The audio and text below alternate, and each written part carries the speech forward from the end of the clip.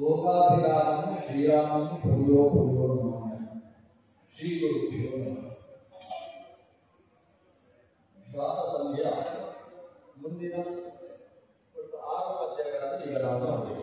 ಒಟ್ಟು 14 ಪದ್ಯಗಳ 8 ಪದ್ಯಗಳನ್ನು ಅವಸರದಲ್ಲಿ ಮುಗಿಸಿದ್ದೇವೆ. ಗುರುವಿಗೆ ಕೃಷ್ಣ ಅದರ ಅವಸರ ಪೂಜೆಯನ್ನು ಬಂದಿದೆ. ಏನು ಅವಸರ ಮಾಡದೆ ಸಾವಕಾಶ ಮಾಡೋದಕ್ಕೆ ಅವಸರ ಪೂಜೆ ಹಾಗೆ 8 ಪದ್ಯಗಳನ್ನು ನೋಡಿದ್ದೇವೆ. ಅಲ್ಲಿ ಅವಸರ ಏನು ಅಂತ ಹೇಳಿದ್ರೆ ಲೆಕ್ಕಾಚಾರ ಬೇಗ ಬೇಗ ಹೋಗೋದು ಅಷ್ಟೇ ಅವಸರ. ಅಲ್ಲಿ ಮುಖ್ಯ ನಾವು ಗಮನಿಸಬೇಕಾದದ್ದು ಈ ಶ್ವಾಸ ಸಂಧಿಯ ಆರಂಭದ 8 ಪದ್ಯಗಳು ಅದು ಒಂದು ಪೆಟ್ಟಿಗೆ. ನಮ್ಮಲ್ಲಿ ಶಾಸ್ತ್ರದಲ್ಲಿ ಪೇಟಿಕಾ ಅಂತಿದೆ. ಪೇಟಿಕಾ ಅಂದರೆ ಒಂದೇ ವಿಷಯವನ್ನು ಪ್ರತಿಪಾದಿಸುವ ಅನೇಕ ಸೂತ್ರ ಅಥವಾ ಅನೇಕ ಪದ್ಯಗಳು ಅದಿದ್ದಾಗ ಅದನ್ನು ಚೌಕಟ್ಟಲ್ಲಿ ಹಾಕಿ ಅದಕ್ಕೆ ಪೇಟಿಕಾ ಅಥವಾ ಅಧಿಕರಣ ಅಂತ ಹೆಸರು ಕೊಡ್ತಾರೆ. ಹಾಗೆ ಇದಿಷ್ಟು ಒಂದು ಅಧಿಕರಣ. ಶ್ವಾಸೋಚ್ಛ್ವಾಸವನ್ನು ಪ್ರಾಣದೇವ ನಮ್ಮ ಮೂಲಕ ಯಾವ ರೀತಿ ಎಷ್ಟು ಸಂಖ್ಯೆಯಲ್ಲಿ ನಡೆಸ್ತಾನೆ, ಆ ಸಂಖ್ಯೆಯ ಜೊತೆಗೆ ಮಂತ್ರ ಜಪದ ಸಂಖ್ಯೆ ಅಲ್ಲಿ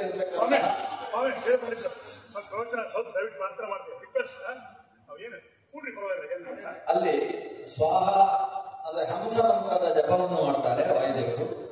ಆ ಮಂತ್ರ ತಾನು ಮಾಡ್ತಾರೆ, ನಮ್ಮಲ್ಲಿ ಮಾಡಿಸ್ತಾರೆ ಅನ್ನೋ ಒಂದು ವ್ಯವಸ್ಥೆ. ಇದನ್ನು ನಾವು ತಿಳ್ಕೊಳ್ಳದೆ ಹೋದ್ರೆ ಅದು ಮಾಡುವುದೇನು ನಿಲ್ಲುವುದಿಲ್ಲ, ಮಾಡಿಯೇ ಮಾಡ್ತಾನೆ. ಆದ್ರೆ ಮಾಡಿದ್ದನ್ನು ತಿಳಿಯದೇ ಇದ್ದದ್ರಿಂದ, ಚಿಂತಿಸದೇ ಇದ್ದದ್ರಿಂದ ನಮಗೆ ಅದರಿಂದಾಗಿ ನಷ್ಟ ಇದೆ. ಚಿಂತಿಸದೇ ಇದ್ದದ್ದು ನಷ್ಟ. ವಿಪರೀತವಾಗಿ ನಾನೇ ಮಾಡಿದ್ದು ಅಂತ ಯಾರು ಅಹಂಭಾವದಿಂದ ಚಿಂತಿಸಿದರೆ ಅದು ನಷ್ಟ ಮಾತ್ರ ಅಲ್ಲ, ಅಧಪಾತವನ್ನು ಉಂಟು ಮಾಡಬಹುದಾಗ್ತದೆ. ಅದೇ ವಾಯುದೇವರು ನಮ್ಮಲ್ಲಿ ಹೀಗೆ ಮಾಡಿಸ್ತಾರೆ ಅಂತ ನಾವು ಚಿಂತನೆ ಮಾಡಿ ಅದನ್ನು ಭಗವಂತನಿಗೆ ಅರ್ಪಿಸುವ ಕೆಲಸ ಮಾಡಿದರೆ ಅದು ನಮಗೆ ಸ್ವರ್ಗ ಮೋಕ್ಷಾದಿಗಳನ್ನು ಕೊಡುವುದಕ್ಕೆ ಕಾರಣವಾಗ್ತದೆ. ಇಷ್ಟು ವಿಷಯಗಳನ್ನು ನಾವು ನೋಡಿದ್ದು. ಇನ್ನೊಂದು ಇದರಲ್ಲಿ ಪ್ರಮುಖವಾದ ವಿಷಯ, ವಾಯುದೇವರು ಕೇವಲ ಜಪ ಮಾಡುವುದು ಮಾತ್ರ ಅಲ್ಲ, ಅದನ್ನು ಮೂಲೇಶರಿಗೆ ಅರ್ಪಣೆ ಮಾಡ್ತಾ ಇರ್ತಾರೆ. ಆ ಅರ್ಪಣೆ ಮಾಡತಕ್ಕಂತಹ ವಾಯುದೇವರು ನಮಗೆ ಸ್ವರ್ಗ ನರಕ ಅಪವರ್ಗಗಳನ್ನು ಕೊಡತಕ್ಕಂಥವರಾಗ್ತಾರೆ. ನಮಗೆ ಅಂದ್ರೆ ಅವರವರ ಯೋಗ್ಯತೆಗೆ ಅನುಗುಣವಾಗಿ ಕೊಡ್ತಾರೆ ಅನ್ನೋ ಇಷ್ಟು ವಿಷಯ ಅದು 8 ಪದ್ಯದಲ್ಲಿ ಬಂದಿರತಕ್ಕಂತಹ ವಿಷಯ. ನಾವೀಗ 9ನೇ ಪದ್ಯದಿಂದ ಪ್ರಾರಂಭಿಸಿ ಬೇರೆ ವಿಷಯ. ಏನು ಬೇರೆ ವಿಷಯ ಅಂದ್ರೆ,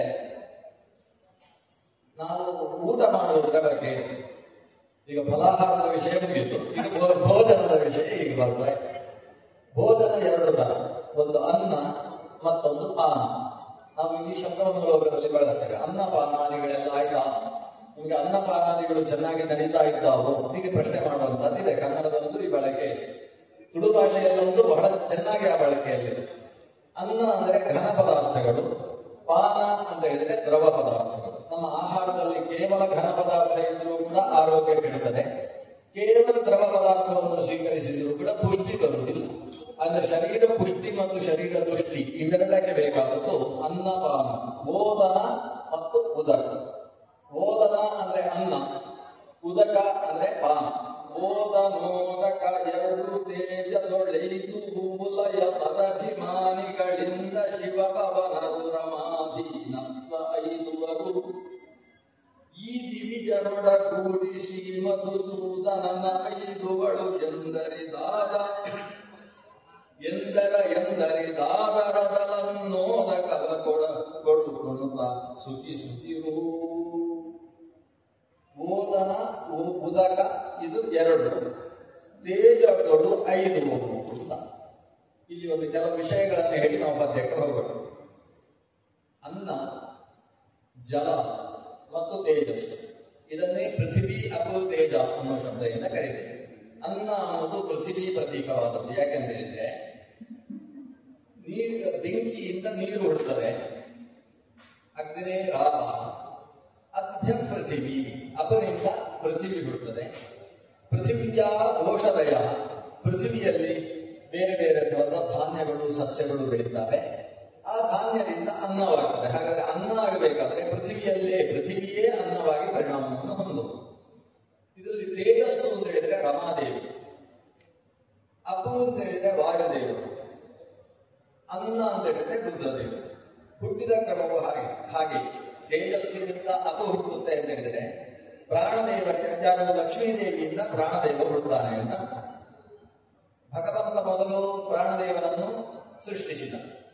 ಘ್ರಾಣಾದ್ವಾಯುರಜಾಯತ ಅಥವಾ ಪ್ರಾಣಾದ್ವಾಯುರಜಾಯತ ಅಂತ ಭಗವಂತನ ಮೂಗಿನಿಂದ ವಾಯುದೇವರ ಸೃಷ್ಟಿಯಾಗಿದೆ.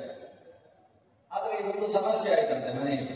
ಏನಂದ್ರೆ ಒಮ್ಮೆ ಒಬ್ಬರು ಬಂದ್ರು ಅಲ್ಲಿಗೆ, ಯಾರೋ ಬಂದ್ರು, ದುರ್ಗೆ ಬಂದ್ರಂತೆ. ದುರ್ಗೆ ಬಂದು ಕೇಳಿದ್ರಂತೆ ಲಕ್ಷ್ಮಿ ಹತ್ರ. ಅದೇ ರೂಪ ಬೇರೆ ಬೇರೆ, ದುರ್ಗೆ ಮಾತು ಸ್ವಲ್ಪ ಜಾಸ್ತಿ. ಹಾಗಾಗಿ ಲಕ್ಷ್ಮೀ ದೇವಿ ಹತ್ರ ಕೇಳ್ತಾರೆ, ಈ ಪ್ರಾಣ ಇದ್ದಾನಲ್ವ ತೊಡೆಯಲ್ಲಿ ಕೂತಿದ್ದಾನೆ ಭಗವಂತನ ಎಡ ತೊಡೆಯಲ್ಲಿ, ನಿಮ್ಗೆ ಏನಾಗಬೇಕು? ಅದಕ್ಕೆ ಲಕ್ಷ್ಮೀ ದೇವಿ ಹೇಳಿದ್ದಂತೆ, ನನ್ನ ಗಂಡನ ಮಗ ಅಂತ ಹೇಳಿದ್ದಾರೆ. ಇದು ಸ್ವಲ್ಪ ಸಮಸ್ಯೆ. ಈಗ ಈ ದೇವರೇ ಮೂಗಿನಿಂದ ಹುಟ್ಟಿಸಿದ್ರೆ ಇಂಥ ಸಮಸ್ಯೆಗಳಾಗ್ತವೆ. ಅದಕ್ಕೆ ಈ ಭಗವಂತನಿಗೆ ಅನಿಸಿದಂತೆ, ಈ ನನ್ನ ರಮೆ ಈ ಮಗನ ಮೇಲೆ ನನ್ನ ಹೊಟ್ಟೆಯಲ್ಲಿ ಹುಟ್ಟಿದ ಮಗುವನ್ನು ಪ್ರೀತಿ ಮಾಡಬೇಕು, ಅಷ್ಟು ಒಳ್ಳೆ ಹುಡುಗ ಇಲ್ಲ. ಆದ್ರೆ ಈ ಪ್ರಾಣನನ್ನು ಲಕ್ಷ್ಮೀದೇವಿ ಹೀಗೆ ಭಾವಿಸಬೇಕು ಅಂತ ಪ್ರಾಣನಿಗೆ ಅನಿಸಿದಂತೆ. ಯಾರಿಗೆ? ಮುಖ್ಯ ಭಗವಂತನಿಗೆ ಅನಿಸಿದೆ. ಅನಿಸಿ ಏನ್ ಮಾಡಿದ ಅಂತ ಹೇಳಿದ್ರೆ, ಅದಕ್ಕೋಸ್ಕರ ರಮೆಯನ್ನು ಕೂಡಿದ.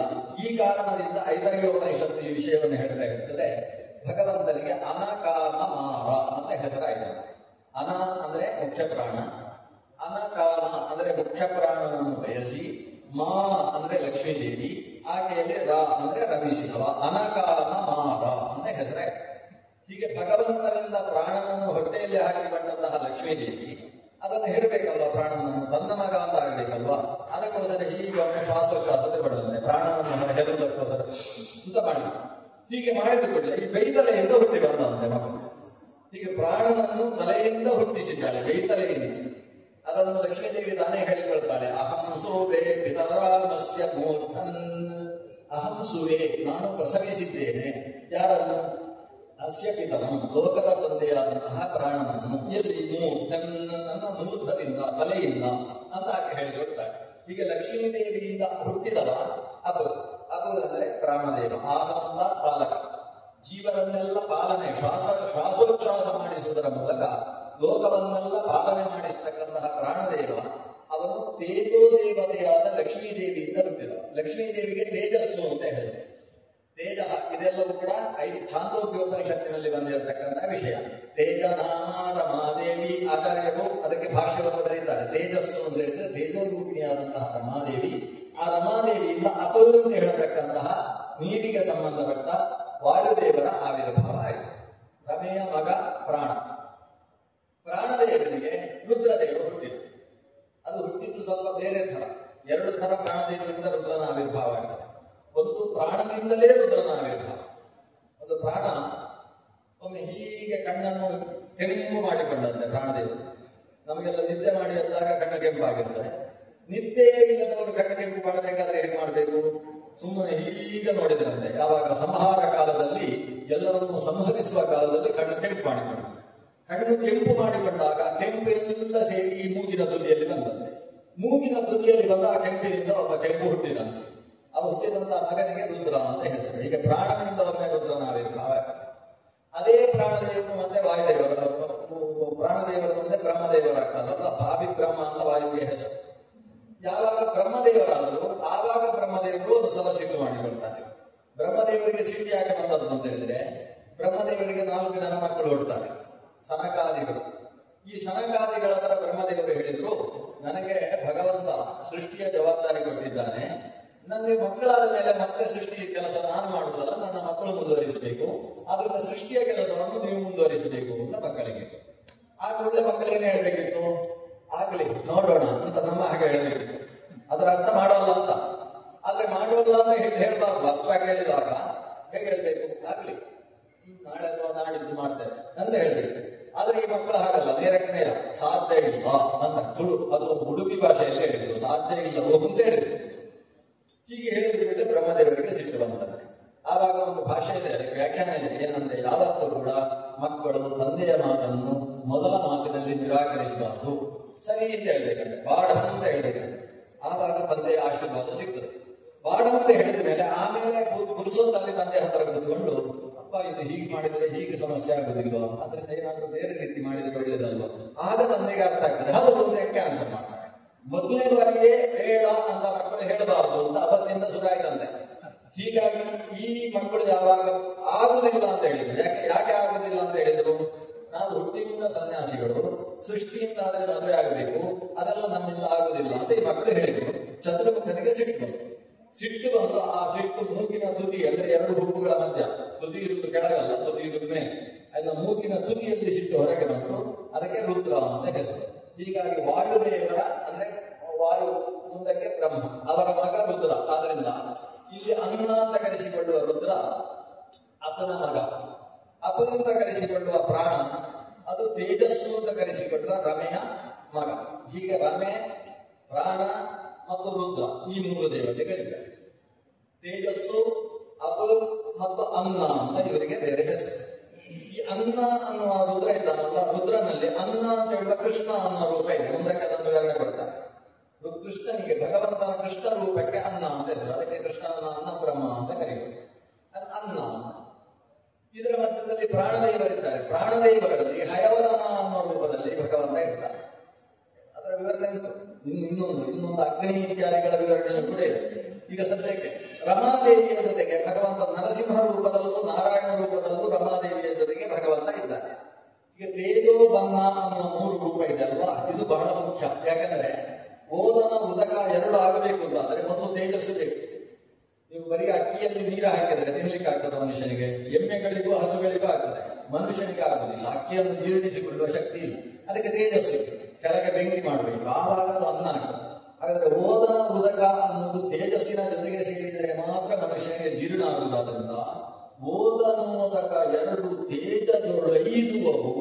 ತೇಜಸ್ಸಿನಲ್ಲಿ ಓದನ ಉದಕ ಎರಡು ಸೇರಿದರೆ ಆವಾಗ ಏನಾಗ್ತದೆ, ಲಯವಾಗ್ತದೆ. ಓದನ ಉದಕಗಳು ಎರಡು ಕೊನೆಯಲ್ಲಿ ಲಯ ಆಗುವುದು ತೇಜಸ್ಸಿನಲ್ಲಿ. ಯಾಕಂದ್ರೆ ಇದು ಈಗ ಅನ್ನ ಇಲ್ಲ, ಅನ್ನ ಅದನ್ನು ಹೊಟ್ಟೆಯಲ್ಲಿ ಹಾಕೊಂಡ್ರೆ, ಹೊಟ್ಟೆಯಲ್ಲಿ ಹಾಕೊಂಡ ಮೇಲೆ ಅದು ಉದರದಲ್ಲಿ ಒಂದು ತೇಜಸ್ಸಿದೆ, ಜಠರಾಗ್ನಿ ಅಂತ ನಾವು ಕರಿತೇವೆ. ಅಲ್ಲಿ ಹೋಗಿ ಲಯ ಆಗ್ತದೆ, ಜೀರ್ಣ ಆಗ್ತದೆ. ಇನ್ನೊಂದು ಅರ್ಥದಲ್ಲಿ ಓದನ ಅಂತ ಹೇಳಿದ್ರೆ ರುದ್ರದೇವರು, ಉದಕ ಅಂತ ಹೇಳಿದ್ರೆ ಪ್ರಾಣದೇವರು. ರುದ್ರದೇವರು ಪ್ರಾಣನಲ್ಲಿ ಲಯವನ್ನು ಹೊಂದಿದ್ರು. ಆಮೇಲೆ ಪ್ರಾಣ ಹೋಗಿ ತೇಜಸ್ಸಿನಲ್ಲಿ, ತೇಜೋಭಿಮಾನಿಯಾದಂತಹ ರಮೆಯಲ್ಲಿ ಹೋಗಿ ಲಯವನ್ನು ಹೊಂದುತ್ತಾರೆ. ಓದನೋದಕ ಎರಡು ತೇಜದೊಳೈದುವವು ಲಯ, ಅಲ್ಲಿ ಲಯವನ್ನು ಹೊಂದಿದರು. ತದಭಿಮಾನಿಗಳಾದ ಶಿವ ಪವನರು ರಮಾಧೀನತ್ವ ಐದುವರು. ಇಲ್ಲಿ ಓದನ ಉದಕಗಳು ಹೋಗಿ ತೇಜಸ್ಸಿನಲ್ಲಿ ಲಯ ಹೊಂದಿತು, ಅಂದ್ರೆ ಉದರಾಗ್ನಿಯಲ್ಲಿ ಲಯ ಹೊಂದಿದ ಹಾಗೆ ಅದರ ಅಭಿಮಾನಿಗಳಾದಂತಹ ಶಿವ ಪವನರು, ರುದ್ರ ಮತ್ತು ವಾಯುದೇವರು ರಮಾಧೀನತ್ವ ಐದುವರು. ಇಲ್ಲಿ ಲಯ ಹೊಂದುವುದು ಅಂದ್ರೆ ಏನು ಅಂತ ಒಂದು ಪ್ರಶ್ನೆ. ಲಯ ಹೊಂದುವುದು ಅಂದ್ರೆ ಅವರಲ್ಲಿ ಸಾಯುವುದು ಅಂತ ಅರ್ಥ ಅಲ್ಲ. ದೇವತೆಗಳಲ್ಲಿ ಆ ರೀತಿಯ ಚಿಂತನೆ ಅದು ನಾಶಕವಾದದ್ದು, ಆ ರೀತಿ ಚಿಂತನೆ ಅಲ್ಲ. ಲಯ ಹೊಂದುವುದು, ಇವರು ಅವರಲ್ಲೇ ಲಯ ಹೊಂದುತ್ತಾರೆ ಅಂದ್ರೆ ಅವರ ಅಧೀನವಾಗಿದ್ದಾರೆ ಅಂತ ಅರ್ಥ. ಆದ್ರೆ ಈಗ ಇನ್ನೊಂದು ಲಯ ಕಾಲದಲ್ಲೇ ಒಂದು ಲಯ ಇದೆ, ಅದು ಇವರ ಶರೀರ ಅವರ ಶರೀರದಲ್ಲಿ ಹೋಗಿ ಸೇರಿಕೊಳ್ಳುವಂತಹ ಒಂದು ಲಯ. ಅದು ಬಿಟ್ಟು ಆತ್ಮ ಹೋಗಿ ಆತ್ಮನಲ್ಲಿ ಸೇರಿಕೊಳ್ಳುವುದು ಅಂದ್ರೆ ಏನರ್ಥ?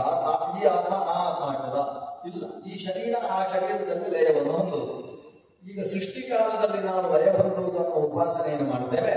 ಈ ಲಯೋಪಾಸನೆ ಅಂದ್ರೆ ಅರ್ಥ ಅವರು ಅವರ ಅಧೀನ. ಈ ದೇವತೆ ಆ ದೇವತೆಯಲ್ಲಿ ಲಯವಾಗ್ತಾನೆ ಅನ್ನೋದಕ್ಕೆ ಅರ್ಥ ಈ ದೇವತೆ ಆ ದೇವತೆಯ ಅಧೀನನಾಗಿದ್ದಾನೆ ಎಂಬುದಾಗಿ ಅರ್ಥ. ಅದನ್ನು ಬಿಡಿಸಿ ಹೇಳಿದ್ರು. ಶಿವ ಪವನರು ರಮಾಧೀನತ್ವ ಐದುವರು, ರಮೆಯ ಅಧೀನರಾಗಿದ್ದಾರೆ. ಈ ದಿವಿಜರೊಡಗೂಡಿ ಶ್ರೀ ಮಧುಸೂದನನ ಐದುಗಳು. ಶ್ರೀ, ಇಲ್ಲಿ ಶ್ರೀ ಮಧುಸೂದನ ಅಂದ್ರೆ ನಾವೆಲ್ಲ ಶ್ರೀ ಸತ್ಯನಾರಾಯಣ ರಾವ್ ಅಂತ ಹಾಕಿದಾಗಲ್ಲ. ಶ್ರೀ ಅನ್ನೋದು ಪ್ರಥಮ ವಿಭಕ್ತಿ. ಶ್ರೀಯು ಅಂದ್ರೆ ಲಕ್ಷ್ಮೀದೇವಿಯು ಮಧುಸೂದನನ ಐದುವಳು. ಲಕ್ಷ್ಮೀದೇವಿ ಮಧುಸೂದನನ್ನು ಅಂತಾಳೆ, ಯಾಕಂದ್ರೆ ಅವಳು ಶ್ರೀ ಅಲ್ವಾ, ಅದಕ್ಕೋಸ್ಕರ. ಈಗಾಗಲೇ ಶ್ರೀಪಾದರು ಹೇಳಿದ್ರು, ಶ್ರೀ ಅಂದ್ರೆ ಏನು? ಶ್ರೇಯತೆ ಇತಿ ಶ್ರೀ, ಆಶ್ರಯಿಸಿದವಳು. ನಾವೆಲ್ಲ ಆಶ್ರಯಿಸಿದ್ದೇವೆ, ಆದ್ರೆ ನಮ್ಮನ್ನು ಶ್ರೀ ಅಂತ ಕರೆಯುವುದಿಲ್ಲ. ಯಾಕಂದ್ರೆ ನಾವು ಎಲ್ಲರನ್ನೂ ಆಶ್ರಯಿಸಿದವರು, ಕೇವಲ ಭಗವಂತನನ್ನು ಆಶ್ರಯಿಸಿದ್ದಾಳೆ. ಆದ್ದರಿಂದ ಲಕ್ಷ್ಮೀದೇವಿಗೆ ಶ್ರೀ ಅಂತ ಹೆಸರು. ಕೇವಲ ಭಗವಂತಂ ಮಧುಸೂದನಂ ಶ್ರಯತೆ ಇತಿ ಶ್ರೀ. ಶ್ರೀ ಅಂದ್ರೆ ಭಗವದಾಶ್ರಿತಳಾದಂತಹ ಲಕ್ಷ್ಮೀದೇವಿಯು ಮಧುಸೂದನನ ಐದುವಳು, ಮಧುಸೂದನನ ಅಧೀನಳಾಗಿದ್ದಾಳೆ. ಅದು ಬಿಟ್ಟು ಮಧುಸೂದನಲ್ಲಿ ಲಯ ಹೊಂದಾಳೆ ಹೀಗೆ ಅರ್ಥ ಅಲ್ಲ. ಶಬ್ದ ಹಾಗೆ ಬಳಸಬಹುದು. ಲಕ್ಷ್ಮೀದೇವಿ ಭಗವಂತನಲ್ಲಿ ಲಯವಾಗ್ತಾಳೆ. ಹಾಗಾದ್ರೆ ಅವಳಿಗೆ ಲಯ ಆದ ಮೇಲೆ ಮತ್ತೆ ಸೃಷ್ಟಿ ಉಂಟು ಅಂತ ಮತ್ತೆ ಪ್ರಶ್ನೆ ಬರ್ತದೆ. ಲಕ್ಷ್ಮೀದೇವಿ ನಿತ್ಯ ಮುಕ್ತಳು, ನಿತ್ಯ ಸಂಜಾತಳು, ಆದ್ರಿಂದ ಆಗಳನ್ನು ಅಜಾ ಅಂತ ಕರೀತಾರೆ. ಆದ್ರಿಂದ ಅವಳು ಭಗವಂತನಲ್ಲಿ ಲಯ ಹೊಂದುವುದಾದ್ರೆ ಅರ್ಥ ಏನು? ಭಗವಂತನ ಅಧೀನವಾಗಿ ಇದ್ದಾಳೆ ಎಂದು ಅರಿದು, ಈ ರೀತಿ ತಿಳಿದು ಎಂದರಿದು ಆದರದಲ್ಲಿ ಅನ್ನೋದಕವ ಕೊಡು ತುಣುತ ಸುತಿಸುತ್ತಿರು. ಈ ರೀತಿ ಭಗವಂತ ಅವನ ಅಧೀನಳಾಗಿ ತೇಜೋಭಿಮಾನಿನಿ ರಮೆಗೆ ಅಧೀನವಾಗಿ ನೀರಿಗೆ, ಪಾಯಸಕ್ಕೆ, ಪಾನಕಕ್ಕೆ ಅಭಿಮಾನಿಯಾದಂತಹ ಪ್ರಾಣದೇವನ ಅಧೀನನಾಗಿ ಅನ್ನಕ್ಕೆ, ಅದಕ್ಕೆ ಬೇಕಾದಂತಹ ಪರಿಕರ ಸಾಂಬಾರು ಪದಾರ್ಥಗಳಿಗೆಲ್ಲ ಅಭಿಮಾನಿಯಾಗಿರ್ತಕ್ಕಂಥ ರುದ್ರದೇವ. ಇದನ್ನೆಲ್ಲ ತಿಳಿದುಕೊಂಡು ನಾವು ಅನ್ನದಾನವನ್ನು ಮಾಡಿ, ಇದನ್ನೆಲ್ಲ ತಿಳಿದುಕೊಂಡು ದಾನ ಕೊಟ್ಟ ಮೇಲೆ ನಾವು ಉಣಬೇಕು. ಈ ರೀತಿ ಕೊಡುತ್ತಾ ಉಣ್ಣುತ್ತಾ, ಬರೀ ಉಣ್ಣುವುದಲ್ಲ, ಮೊದಲು ಕೊಡಬೇಕು, ದಾನ ಮಾಡಬೇಕು. ಯಾವುದನ್ನು? ಅನ್ನೋದಕವ ಕೊಡುತ್ತಾ ಉಣ್ಣುತ್ತಾ. ಅನ್ನೋದಕ ದಾನ ಮಾಡುವಾಗ ಈ ಚಿಂತನೆ ಬೇಕು ನಮಗೆ. ರಮಾದೇವಿ, ಪ್ರಾಣದೇವ ಮತ್ತು ರುದ್ರದೇವರ ಚಿಂತನೆಯ ಜೊತೆಗೆ ಅನ್ನದಾನ ನಡಿಬೇಕು. ಆ ಚಿಂತನೆಯ ಜೊತೆಗೆ ಅನ್ನ ಸ್ವೀಕಾರ, ಅನ್ನ ಭೋಜನ ನಡೆಸಬೇಕು. ಹೀಗಿದ್ದ ಪಕ್ಷದಲ್ಲಿ ಇಲ್ಲಿ ಮಾತ್ರ ಅನ್ನ ಉದಕ ಪಾನ ಭೋಜನದಿಂದ ನಮಗೆ ಸುಖ ಸಿಗುವುದಲ್ಲ, ಅದು ಪಾರಂತ್ರಿಕವಾದ ಸುಖಕ್ಕೂ ಕೂಡ ಕಾರಣವಾಗ್ತದೆ. ಹೀಗೆ ಸುತಿಸುತ್ತಿರು. ಇಲ್ಲಿ ಸುತಿಸು ಅಂತ ಹೇಳಿಲ್ಲ ಅವರು, ನೀನು ಅನ್ನೋದಕವನ್ನು ಕೊಡುತ್ತಾ ಅನ್ನೋದ ಸುತಿಸು ಅಲ್ಲ, ಸುತಿಸುತ್ತಾ ಇರು. ಅದು ಅರ್ಥಮಾನ. ಎಂದೆಂದೂ ಕೂಡ ನೀನು ಈ ಶರೀರ ತ್ಯಾಗಾನಂತರದಲ್ಲೂ ಸುಖ ಬೇಕು. ಅನ್ನಪಾನಾದಿಗಳ ದಾನ ಮತ್ತು ಸ್ವೀಕಾರದಲ್ಲಿ ಈ ರೀತಿಯ ಚಿಂತನೆಗಳು ಇರಲಿ. ಇದು ಇಲ್ಲ ಅಂತಾದ ಪಕ್ಷದಲ್ಲಿ ನಮಗೆ ಒಳ್ಳೆಯದು ಇಲ್ಲ, ಅಂದ್ರೆ ಸುಖ ಇಲ್ಲ, ಸತ್ವ ಇಲ್ಲ.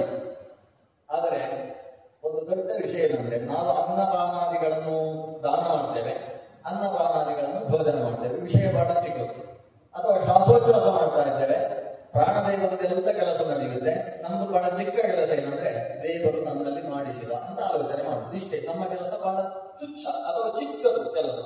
ಇಷ್ಟೇ ಕೆಲಸವನ್ನು ದೇವರು ಸ್ವೀಕಾರ ಮಾಡ್ತಾನಂತೆ. ನಾವು ಮಾಡಿದ್ದೆಷ್ಟು? ಶ್ವಾಸೋಚ್ಛ್ವಾಸ ಮಾಡಲಿಲ್ಲ ಅಂತೆ, ಪ್ರಾಣದೇವ ಮಾಡಿದ, ಅವನು ಮಾಡಿಸಿದ ಅಂತ ಆಲೋಚಿಸಿದ್ದು ಮಾತ್ರ. ಇಷ್ಟು ಪುಟ್ಟ ಕೆಲಸವನ್ನು ದೇವರಿಗೆ ಅರ್ಪಣೆ ಮಾಡುವುದು ನಾವು. ಇಷ್ಟು ಅರ್ಪಣೆ ಮಾಡಿದ್ದಕ್ಕೆ ದೇವರು ಅದನ್ನು ಪರಮಾನ್ನ ಮಾಡಿ ನಮಗೆ ಕೊಡ್ತಾನಂತೆ. ಇಷ್ಟು ದೊಡ್ಡ ಕೆಲಸ. ಇದಕ್ಕೆ ಉದಾಹರಣೆ ಕೊಡ್ತಾರೆ ದಾಸರು. ಏನಂದ್ರೆ, ಜಾಲಿಯ ಎಲೆ, ಜಾಲಿಯ ಮರ ಪೂರ್ತಿ ಏನಿರುವುದು ಮುಳ್ಳು.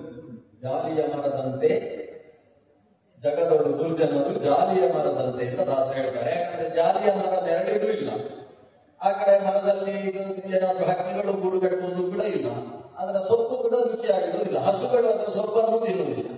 ಅದರ ಸೊಪ್ಪನ್ನು ತಿನ್ನಬೇಕಾದ್ರೆ ನಮ್ಮ ಮೇಕೆಯೇ ಆಗಬೇಕು.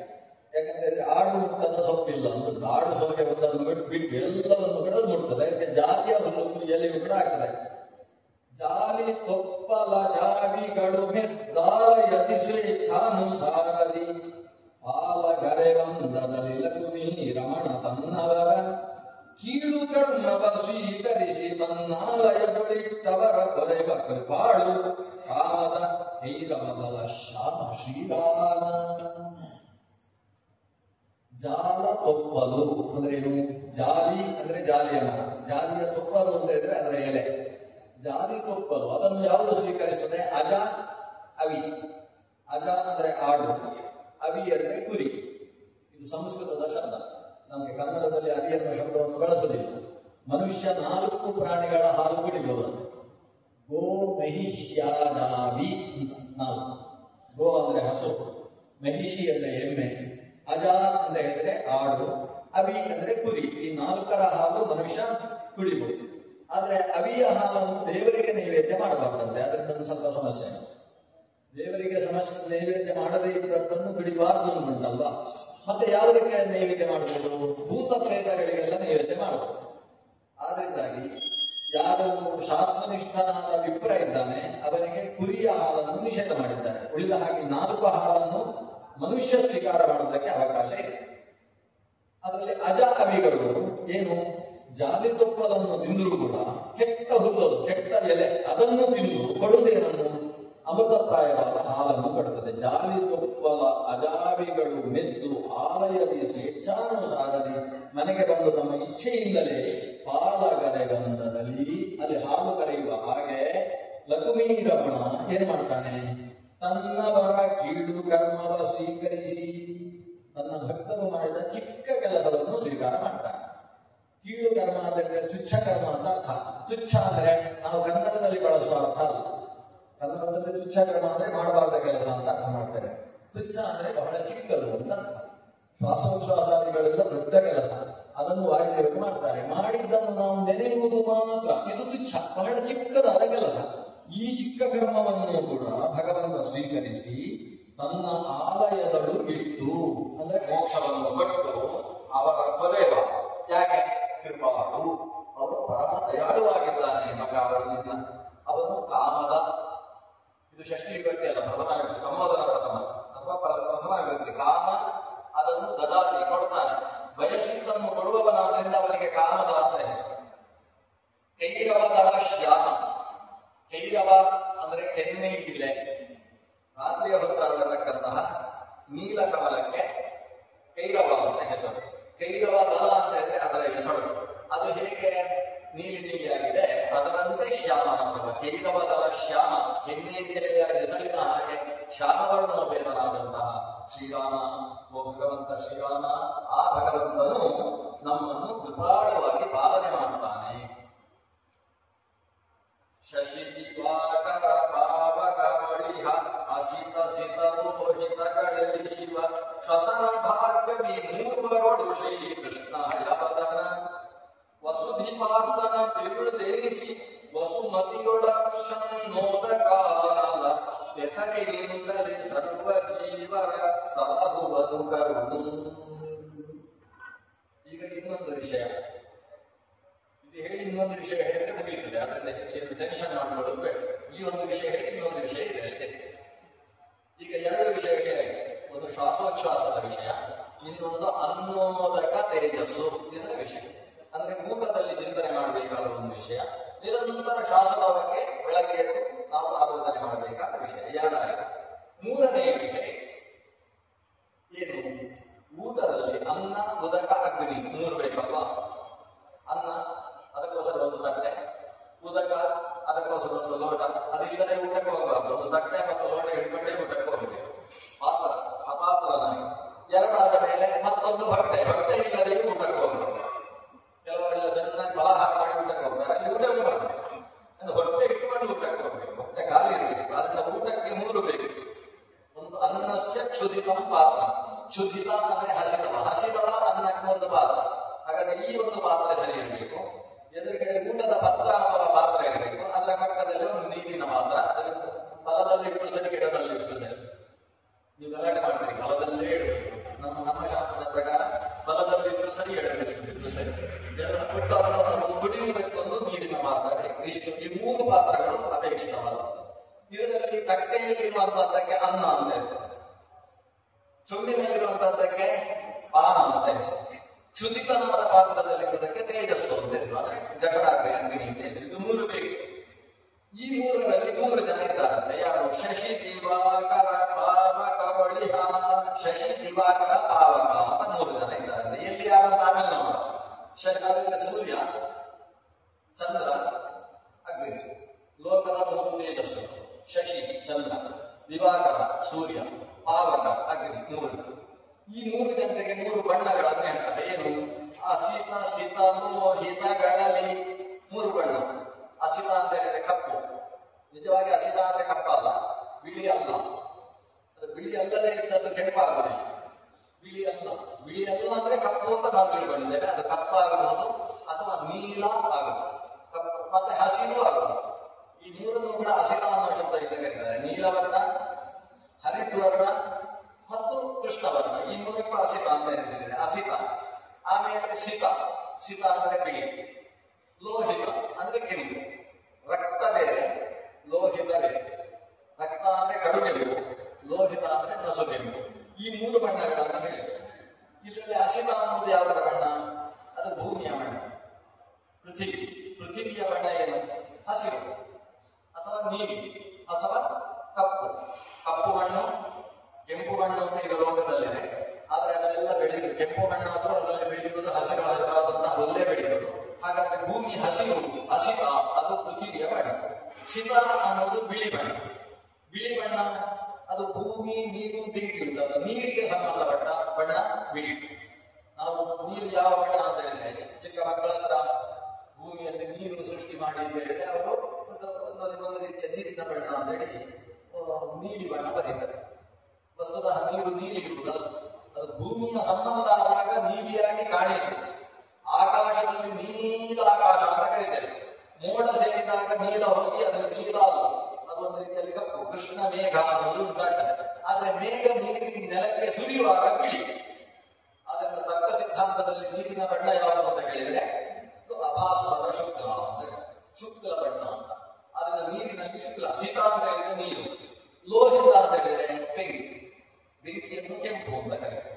ಈ ಮೂರಕ್ಕೆ ದೇವರನ್ನು ಯೋಚನೆ ಮಾಡೋಣ. ಬೆಂಕಿಗೆ ಯಾರು? ಪರಶುರಾಮ ಅಲ್ಲ, ಅಗ್ನ್ಯಂತರ್ಗತ ಪರಶುರಾಮ. ಅವನ ನೀರು ಕರೆದಿದ್ದಾರೆ ವಸುಧೀಪಾರ್ದನ ಅಂತ ಕರೀತಾರೆ. ವಸುಧಿ ಅಂದ್ರೆ ಭೂಮಿ, ವಸುಧಾ. ವಸುಧೀಪ ಅಂತ ಹೇಳಿದ್ರೆ ಭೂಮಿಯನ್ನು ಪಾಲನೆ ಮಾಡತಕ್ಕಂತಹ ಕ್ಷತ್ರಿಯರು. ಅವರ ಅರ್ಧನ ಅಂತ ಹೇಳಿದ್ರೆ ರಾಜರನ್ನು ಸಂಹಾರ ಮಾಡಿದವ ಅಂತ ಹೇಳಿದ್ರೆ ವಸುಧೀಪಾರ್ದನ ಅಂತ ಹೇಳಿದ್ರೆ ಪರಶುರಾಮ, ಅಗ್ನ್ಯಂತರ್ಗತ ಪರಶುರಾಮರು. ಇದು ಅಗ್ನಿ, ಪಾವಕ, ಕೆಂಪು, ಕೆಂಪಾದ ಅಗ್ನಿಯಲ್ಲಿ ಕೆಂಪಾದ ಪರಶುರಾಮ ರೂಪ, ಒಂದು ಚಿಂತನೆ. ಇನ್ನೊಂದು ಅಗ್ನಿ ಜಲ, ಜಲ ಬಿಳಿ, ಬಿಳಿಯಾದಂತಹ ಜಲದಲ್ಲಿ ಯಾರಂದ್ರೆ ಹಯವದನ. ಹಯವದನ ಚಂದ್ರಾವದಾತಂ ಅಂತ ಆಚಾರ್ಯರು ಹೇಳ್ತಾರೆ. ಬೆಳ್ಳಗಿರ್ತಕ್ಕಂಥವ, ಅವದಾತ ಅಂತಾನೆ ಬೆಳ್ಳಗಿರ್ತಕ್ಕಂಥವ ಹಯಗ್ರೀವ. ಆ ಹಯಗ್ರೀವ ರೂಪಿ ಅವನು ಬೆಳ್ಳಗಿರ್ತಕ್ಕಂಥವ. ಅವನು ದಿವಾಕರನ ಒಳಗಿದ್ದಾನೆ, ಅಂದ್ರೆ ಸೂರ್ಯನ ಒಳಗೆ. ಸೂರ್ಯನಲ್ಲಿ ನಿಜವಾಗಿ ನಾವು ಈ ಹಯಗ್ರೀವ ರೂಪವನ್ನು ಚಂದ್ರನಲ್ಲಿ ಉಪಾಸನೆ ಮಾಡುವುದು. ಶೀತಾಂಶ ಮಂಡಲದ ಒಳಗೆ ಚಂದ್ರನ ಹಾಗೆ ಅವತಾರನಾದಂತಹ ಹಯಗ್ರೀವ ರೂಪಿ ಪರಮಾತ್ಮನ ಚಿಂತನೆ ಇದೆ. ರಾತ್ರಿಯಲ್ಲಿ ಆಗ್ಬಹುದು, ಹಗಲಿನಲ್ಲಿ ಹಯಗ್ರೀವನ ಚಿಂತನೆ ಹೇಗೆ? ಸೂರ್ಯ ಮಂಡಲದಲ್ಲಿ ಸೂರ್ಯನ ಒಳಗೆ ಬೆಳ್ಳಗಿರತಕ್ಕಂತಹ ಹಯಗ್ರೀವ ರೂಪಿ ಪರಮಾತ್ಮ ಇದ್ದಾನೆ. ಅದು ಕೂಡ ಮಧ್ಯಾಹ್ನದ ಹೊತ್ತು ಉಪಾಸನೆ ಮಾಡಬೇಕು. ಯಾಕಂದ್ರೆ ಬೆಳಕಿನ ಹೊತ್ತು ಸೂರ್ಯ ಕೆಂಪಾಗಿರ್ತಾನೆ, ಸಾಯಂಕಾಲದ ಹೊತ್ತು ಸೂರ್ಯ ಕೆಂಪಾಗಿರ್ತಾನೆ, ಮಧ್ಯಾಹ್ನದ ಹೊತ್ತು ಸೂರ್ಯ ಬೆಳ್ಳಗಿರ್ತಾನೆ. ಅದನ್ನ ಬೆಳ್ಳಗಿರುವ ಹಯಗ್ರೀವನನ್ನು ಮಧ್ಯಾಹ್ನದ ಹೊತ್ತು ಚಿಂತನೆ ಮಾಡುವುದು. ಇನ್ನು ಚಂದ್ರ, ಚಂದ್ರನಲ್ಲಿ ಚಿಂತನೆ ಮಾಡಬೇಕಾದ ಬಣ್ಣ ಅಸಿತ, ಅಂದ್ರೆ ಪೃಥ್ವಿಗೆ ಸಂಬಂಧಪಟ್ಟದ್ದು. ಪೃಥ್ವಿಯಲ್ಲಿರತಕ್ಕಂತಹ ಚಂದ್ರ, ಚಂದ್ರನಲ್ಲಿರತಕ್ಕಂತಹ ಅಸಿತ ರೂಪ. ಆ ಅಸಿತ ರೂಪದಲ್ಲಿ ಚಿಂತಿಸಬೇಕಾದ ಭಗವಂತನ ರೂಪ ಶ್ರೀಕೃಷ್ಣ. ಯಾಕಂದ್ರೆ ಕೃಷ್ಣನು ಕೂಡ ಅಸಿತ, ಕೃಷ್ಣ ವರ್ಣ. ಚಂದ್ರನಲ್ಲಿ ಅಸಿತನೆಂಬಂತಹ ಕೃಷ್ಣನನ್ನು, ಸೂರ್ಯನಲ್ಲಿ ಶಿತನೆಂಬಂತಹ ಹಯಗ್ರೀವನನ್ನು, ಜೊತೆಗೆ ಬೆಂಕಿಯಲ್ಲಿ ಲೋಹಿತ ಅಥವಾ ನಸುಗೆಂಪು ಬಣ್ಣದ ಲೋಹಿತ ನಾಮಕನಾದಂತಹ ಪರಶುರಾಮನನ್ನು, ಇವರನ್ನು ತ್ರಿವೃತ್ತ ಚಿಂತನೆ ಮಾಡಬೇಕಂತೆ. ಈ ಭಗವಂತನಿಗೆ ತ್ರಿವೃತ್ತ, ಮೂರು ರೂಪ ಸೇರಿದರೆ ತ್ರಿವೃತ್ತ ಅಂತ ಕರೆಸಿಕೊಳ್ತಾರೆ. ದೇವರಿಗೆ ತ್ರಿವೃತ್ತ ಅಂತ ಹೆಸರು ಬರುವುದು ಎರಡು ಕಾರಣದಿಂದ. ಒಂದು, ಅನೇಕ ರೂಪಗಳು ಒಂದರಲ್ಲೇ ಸೇರುವುದರಿಂದ ಅವನು ತ್ರಿವೃತ್ತ ಆಗ್ತಾನೆ. ಉದಾಹರಣೆಗೆ ತ್ರಿಮೂರ್ತಿ ಅಂತ ಹೇಳ್ತಾರೆ. ಬ್ರಹ್ಮನಲ್ಲಿ ಬ್ರಹ್ಮ ಎಂಬ ಭಗವಂತನ ರೂಪ ಇರ್ತದೆ, ಶಿವ ಎಂಬ ರೂಪ ರುದ್ರನಲ್ಲಿ ಇರ್ತದೆ. ಬ್ರಹ್ಮಣೇ ಬ್ರಹ್ಮ ರೂಪೋಸೌ ಶಿವರೂಪಿ ಶಿವೇಶಿತ ಪೃಥಗೇವ ಸ್ಥಿತೋ ವಿಷ್ಣು ಅಂತ ಪ್ರತ್ಯೇಕ ವಿಷ್ಣು ಇರ್ತಾನೆ. ಈ ತ್ರಿಮೂರ್ತಿ ರೂಪ ಉಂಟಲ್ಲ, ಅದಕ್ಕೆ ತ್ರಿವೃತ್ತ ಅಂತ ಹೆಸರು. ಅಂದ್ರೆ ಭಗವಂತ ಬ್ರಹ್ಮ ವಿಷ್ಣು ಶಿವ ಎಂಬ ಮೂರು ರೂಪದಿಂದ ಇದ್ದು ಮೂರಾಗಿ ನಿಲ್ತಾನೆ, ಅದು ಒಬ್ಬನೇ ಇದ್ದಾನೆ. ಒಬ್ಬನೇ ಇದ್ದವನಿಗೆ ತ್ರಿವೃತ್ತ ಅಂತ ಹೆಸರಾಗ್ತದೆ. ಹಾಗೆ ಇಲ್ಲಿ ಶ್ರೀಕೃಷ್ಣ, ಹಯಗ್ರೀವ ಮತ್ತು ಪರಶುರಾಮ ಎಂಬ ರೂಪದಿಂದ ಶಶಿ, ದಿವಾಕರ ಮತ್ತು ಪಾವಕರಲ್ಲಿ ಇರತಕ್ಕಂಥ ಭಗವಂತ ತ್ರಿವೃತ್ತ. ಇದು ಒಂದು ಕಾರಣ.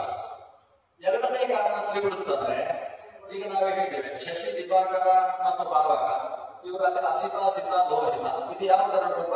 ಭೂಮಿ, ನೀರು, ಬೆಂಕಿ, ಇದರ ಮೂರು ರೂಪ. ಈ ನೀರು, ಭೂಮಿ, ಬೆಂಕಿ ಈ ಮೂರನ್ನು ಸೇರಿಸಿ ಸೃಷ್ಟಿ ಮಾಡುವುದರಿಂದ ದೇವರಿಗೆ ತ್ರಿವೃತ್ತಂತೆ. ಸರ್ವವಿಧಂ ತ್ರಿವೃತ್ತ ತ್ರಿವೃತ್ತ. ಭಗವಂತನ ಎಲ್ಲಾ ಸೃಷ್ಟಿಯು ಕೂಡ ತ್ರಿವೃತ್ತ ಅಂತ ಉಪನಿಷತ್ತು ಹೇಳ್ತಾರೆ. ಏನು ತ್ರಿವೃತ್ತ ಅಂದ್ರೆ ಭೂಮಿ, ನೀರು, ಬೆಂಕಿಗಳನ್ನು ಒಟ್ಟು ಸೇರಿಸಿ ಎಲ್ಲವನ್ನು ಕೂಡ ಸೃಷ್ಟಿ ಮಾಡೋದು ಭಗವಂತ ಅಂತ. ಅದರ ಒಂದು ಮಡಿಕೆ ಆಗಬೇಕಾದ್ರೆ ಬರೀ ಭೂಮಿ ಇದ್ರೆ ಆಗುದಿಲ್ಲಲ್ಲ. ಭೂಮಿಗೆ, ಮಣ್ಣಿಗೆ ಸ್ವಲ್ಪ ನೀರು ಹಾಕಿ, ನೀರು ಹಾಕಿಟ್ರೆ ಏನಾಗ್ತದೆ? ಅದು ಮಡಿಕೆ ಆಗೋದಿಲ್ಲ. ಅದನ್ನು ಆಮೇಲೆ ಸ್ವಲ್ಪ ಬಿಸಿ ಮಾಡ್ತೀವಿ, ಚಕ್ರದಲ್ಲಿ ಆಮೇಲೆ ಬಿಸಿ ಮಾಡ್ತೀವಿ, ಬೆಂಕಿ ಸೇರಿಸ್ತೀವಿ. ಆದ್ರೆ ನೀರು, ಮಣ್ಣು, ಬೆಂಕಿ ಮೂರು ಸೇರಿದ್ರೆ ಒಂದು ಸೃಷ್ಟಿ ಆಗ್ತದೆ. ಅನ್ನ ಸೃಷ್ಟಿ ಆಗಬೇಕಾದ್ರೂ ಕೂಡ ಬರೀ ಅಕ್ಕಿ, ಅದು ಭೂಮಿ, ಬರೀ ನೀರು, ಅದು ನೀರು, ಆಮೇಲೆ ಬರೀ ಬೆಂಕಿ ಆಗೋದಿಲ್ಲ. ಮೂರು ಒಟ್ಟು ಸೇರಿದ್ರೆ ಅನ್ನದ ಸೃಷ್ಟಿ ಆಗುತ್ತೆ. ಎಲ್ಲ ಸೃಷ್ಟಿಯ ಹಿನ್ನೆಲೆಯಲ್ಲಿ ಭೂಮಿ, ನೀರು, ಬೆಂಕಿ ಇಷ್ಟು ಮೂರು ಬೇಕು. ಈಗ ನಮ್ಮ ಶರೀರ, ಅದರಲ್ಲಿ ಪಾರ್ಥಿವ ಭಾಗ ಇದೆ, ಬಿಸಿ ಇದೆ, ಬೆಂಕಿ ಇದೆ, ಬೆವರು ಬರ್ತದೆ, ಅದರಿಂದ ನೀರಿದೆ. ಈ ಭೂಮಿ, ನೀರು, ಬೆಂಕಿ ಮೂರು ಸೇರಿದ್ರೆ ಮಾತ್ರ ಸೃಷ್ಟಿ. ಇನ್ನು ಗಾಳಿ, ಆಕಾಶವನ್ನು ಸೇರಬೇಕು, ಆದ್ರೆ ಅದರ ಅಂಶ ಕಡಿಮೆ ಅನ್ನುವ ಕಾರಣದಿಂದ ಅದನ್ನು ಇಲ್ಲಿ ಹೇಳಿ. ಇಲ್ಲಿ ಹೋದ್ರೆ ಪಾನ್, ತನ್ವ, ಇದಗಂ, ಸರ್ವಂ ಇವೆಲ್ಲವೂ ಕೂಡ ಪಾಂಚಭೌತಿಕ ಅನ್ನುವ ವ್ಯವಸ್ಥೆಯಲ್ಲಿ ಇರುವುದು. ಆದ್ರೆ ದೇವರು ಸೃಷ್ಟಿ ಮಾಡುವಾಗ ಇಟ್ಟುಕೊಂಡು. ಅಂದ್ರೆ ಏನು? ಬೆಂಕಿ ಅಂತ ಹೇಳಿದ್ರೆ ಲಕ್ಷ್ಮೀದೇವಿ, ನೀರು ಅಂತ ಹೇಳಿದ್ರೆ ಪ್ರಾಣದೈವ, ಭೂಮಿ ಅಂತ ಹೇಳಿದ್ರೆ ರುದ್ರದೇವ. ಇವರಿಗೆ ಸಂಬಂಧಪಟ್ಟದ್ದು ಶಶಿ, ದಿವಾಕರ, ಪಾವಕ. ಈ ಮೂರರಲ್ಲಿ ಸ್ಥಿತವಾದದ್ದು. ಮತ್ತೆ ಭಗವಂತನ ಮೂರು ರೂಪ ಶ್ರೀಕೃಷ್ಣ, ಹಯವದನ ಮತ್ತು ಪರಶುರಾಮ ರೂಪ. ಈ ರೂಪಗಳಿಂದ ದೇವರು ತ್ರಿವೃತ್ತ ಅಂತ ಕರೆಸಿಕೊಂಡು ವಸುಮತಿಯೊಳು ಅನ್ನೋದಕ ಅನಲ ಹೆಸರಿನಿಂದಲೇ ದೇವರಿಗೆ ಅನ್ನ, ಉದಕ, ಅನಲ ಅಂತ ಹೆಸರು. ಇದರಲ್ಲಿ ಶ್ರೀಕೃಷ್ಣನಿಗೆ ಅನ್ನ ಅಂತ ಹೆಸರು. ಅನ್ನ ಬ್ರಹ್ಮ ಅಂತ ನಾನು ಹೇಳಿದೆ. ಶ್ರೀಕೃಷ್ಣ ಅನ್ನ ಅಂತ ಹೆಸರು. ಉದಕ ಅಂತ ಹೇಳಿ ನಮ್ಮ ಹಯಗ್ರೀವನಿಗೆ ಹೆಸರು. ಅನಲ ಅಂತ ಹೇಳಿ ಪರಶುರಾಮನಿಗೆ ಹೆಸರು. ವಸ್ತುತಃ ಇಲ್ಲಿ ಅನ್ನ ಅಂತ ಹೇಳಿದ್ರೆ ಎಲ್ಲರನ್ನೂ ತನ್ನ ಆಶ್ರಯದಲ್ಲಿ ಇಟ್ಟುಕೊಂಡವ ಅನ್ನ. ಅವನನ್ನು ನಾವು ಆಶ್ರಯಿಸಿಕೊಂಡು ಇದ್ದೇವೆ. ಅವನು ಉಪಜೀವ್ಯನಾಗಿದ್ದಾನೆ. ಆದ್ರಿಂದ ದೇವರಿಗೆ ಅನ್ನ ಅಂತ ಹೆಸರು. ಹೇಗೆ ಅನ್ನ ಇಲ್ಲದೆ ಬದುಕಿಲ್ಲವೋ ಕೃಷ್ಣ ಇಲ್ಲದೆ ಬದುಕಿಲ್ಲ. ಅದರಿಂದ ಕೃಷ್ಣನನ್ನು ಅನ್ನ ಅಂತ ಕರೀತೇವೆ. ಇನ್ನು ಉದಕ ಅಂತ ಹೇಳಿ ಹಯಗ್ರೀವನಿಗೆ ಹೆಸರು. ಉದಕ ಅಂತ ಹೇಳಿದ್ರೆ ಉತ್ಕೃಷ್ಟವಾದ ಆನಂದ ಅಂತ ಅರ್ಥ. ಉತ್ ಕಮ್ ಅಂದ್ರೆ ಆನಂದ, ಉತ್ಕೃಷ್ಟವಾದ ಆನಂದ ಸ್ವರೂಪಿ. ಇನ್ನೊಂದು ಅನಲ. ಅನಲ ಅಂದ್ರೆ ಎಷ್ಟು ಹಾಕಿದ್ರು ಸಾಕು ಅಂತ ಹೇಳದೇ ಇದ್ದವ ಅಂತ. ಊಟಕ್ಕೆ ಯಾರನ್ನು ಕರಿಬೇಕು ಅಂತ ಒಂದು ಪ್ರಶ್ನೆ. ಅದಕ್ಕೆ ಚರಕ ಉತ್ತರ ಕೊಡ್ತಾನೆ, ಅನಲವನ್ನು ಆಕ್ವಯ. ಊಟಕ್ಕೆ ಅನಲವನ್ನು ಕರ್ಕೊಂಡು ಬಾ. ಅನಲ ಅಂದ್ರೆ ಸಾಕು ಅಂತ ಹೇಳಿದ್ರು. 2 ಸಲ ಹಾಕಿ 4 ಸಲ ಹಾಕಿ ಎಲೆ ಬರ್ತೆ ಇಟ್ಕೊಂಡು ನೀವು ಬಡಿಸೋದನ್ನು ನಿಲ್ಲಿಸಬೇಕು ಹೊರತು ಅವನು ಸಾಕು ಅಂತ ಹೇಳಿದ್ರು. ಮತ್ತೆ ಇನ್ನೊಂದು ಸಲ ಪಾತ್ರೆ ಬರುವಾಗ ಎಲೆ ಖಾಲಿ ಆಗುತ್ತೆ. ಇಂಥವರಿಗೆ ಅನಲ. ಬೆಂಕಿಯನ್ನು ಹಾಕಿ ನಾವು ಕರೆದ ಅಗ್ನಿ ಪ್ರಜ್ವಲಿತಂ ಒಂದೇ ಜಾತವೇದಂ ಹುತಾಸಂ ಸುವರ್ಣವರ್ಣಂ ಅನಲಂ.